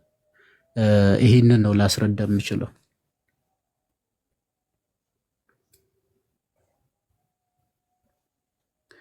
ግልጽ ነው ወንድሜ? እሺ እንቀጥል። አይ ችግር የለም እንቀጥል። በነገራችን ላይ የመምህሩ ኦዲዮ ሰምተዋል ሙሉውን? እኔ የሰማሁት መምህር የለም። ለዚህ ኢሹ ምናልባት የሆነ መምህር ተነስቶ ከሆነ የሰማችሁት ቀጥሉበት። ሆኖ እንዴ? እሺ ኦኬ። እኔ ላሰማው አይቢ ሶሪ ናቲ ከፈለጋችሁ ከማሰማትሽ በፊት ግን ይሄኛው ጥያቄ ተመልሶልሃል። ወደ ቀጣይ እንሂድ። ኤቢ አሁን ያነሳኸው ማለት ነው። እኔ ሰላም ብያለሁ። መጀመሪያ የእኔ ጥያቄ የፈጠረብኝ ምንድን ነው፣ በብሉይ ኪዳን የነበረችው ታቦት አንዲት ናት። ያቺ አንድ ታቦት ሁሉም ቤተክርስቲያን ላይ አለች ብሎ የሚያስብ መቼም ጤነኛ ሰው የለም። ከብሉይ ኪዳን የታቦትን ስርዓት ወይም ደግሞ እዚህ ጋር እንደሚለው ቃል በቃል ቤተክርስቲያን ከብሉይ ኪዳን ወስዳ ከምትገለገልባቸው አንዱ ስመ እግዚአብሔር የተጻፈበት ጽላተ ኪዳን ወይም ታቦት ነው የሚለው የብሉይ ኪዳኑን የታቦት ስርዓት ወይም የጽላተ ኪዳኑን ስርዓት አሁንም እየተገለገላችሁበት ነው። የብሉይ ኪዳን ታቦት አላችሁ። ያ ማለት ግን አክቹዋል ታቦተ ጽዮንን ማለት አይደለም። እሱ ከብሉይ ኪዳን በፊት ከክርስትና በፊት የነበረ ነው። እሱ ዘግተነዋል። ያንን እያስቀጠላችሁት ነው። ምንም እንኳ በክርስትና መንፈስ እየተረጎማችሁ ብትገለገሉበትም በዚህ ሴንስ አዎ የብሉይ ኪዳን ታቦት አለን። ለምን አላላችሁም? እንደ ሰውየው ነው። ሰውየው እንደዛ ብሏል። እሺ የመጀመሪያው አሁን የተናገርከው የራስህን ምልከታ ነው ወይ ደግሞ የራስህን እንግዲህ አስተሳሰብ ነው። የመጀመሪያው ነገር ምንድነው? የብሉይ ኪዳን ታቦት አለን ብለን ያስተማርነው እንደ ታሪክ ከሆነ ለቅርስነት ያለችውን ታቦተ ጽዮንን በአክሱም ያለችውን ካልሆነ በስተቀር በአገልግሎት ደረጃ አሁን የብሉይ ኪዳን ታቦት አለን ብለን ያስተማርንበት አንድም ቦታ የለም። ሲቀጥል ግን ከብሉይ ኪዳን የወሰድነው ለምሳሌ ታቦቱን ወስደናል የሚለውን አገላለጽ ግን የብሉይ ኪዳን ታቦት አገልግሎቱ ምንድን ነበረ? ከዛስ ደግሞ ለምንድን ነበር ያ አገልግሎት የተሰጠው የሚለውን መናገር አለብን። ዕብራውያንን ስናጠና እንግዲህ ይሄ የሌዋውያን ወይ ደግሞ የመቅደሱ አገልግሎት የተሰጠው ታላቅ ለሆነ ለምሳሌ ነው፣ ለአዲሱ ኪዳን ወይ ደግሞ ለአዲሱ አገልግሎት ስለሚሆን ሙሴን ተጠንቀቀ ስራው፣ እያንዳንዱ ነገር ተጠንቀቀ ስራው ያለው ለዛ ነው ብሎ ሐዋርያ ቅዱስ ጳውሎስ ያብራራልን እናያለን። ለምሳሌ በዋናነት አገልግሎቱን ሁለቱን ልጥቀስ።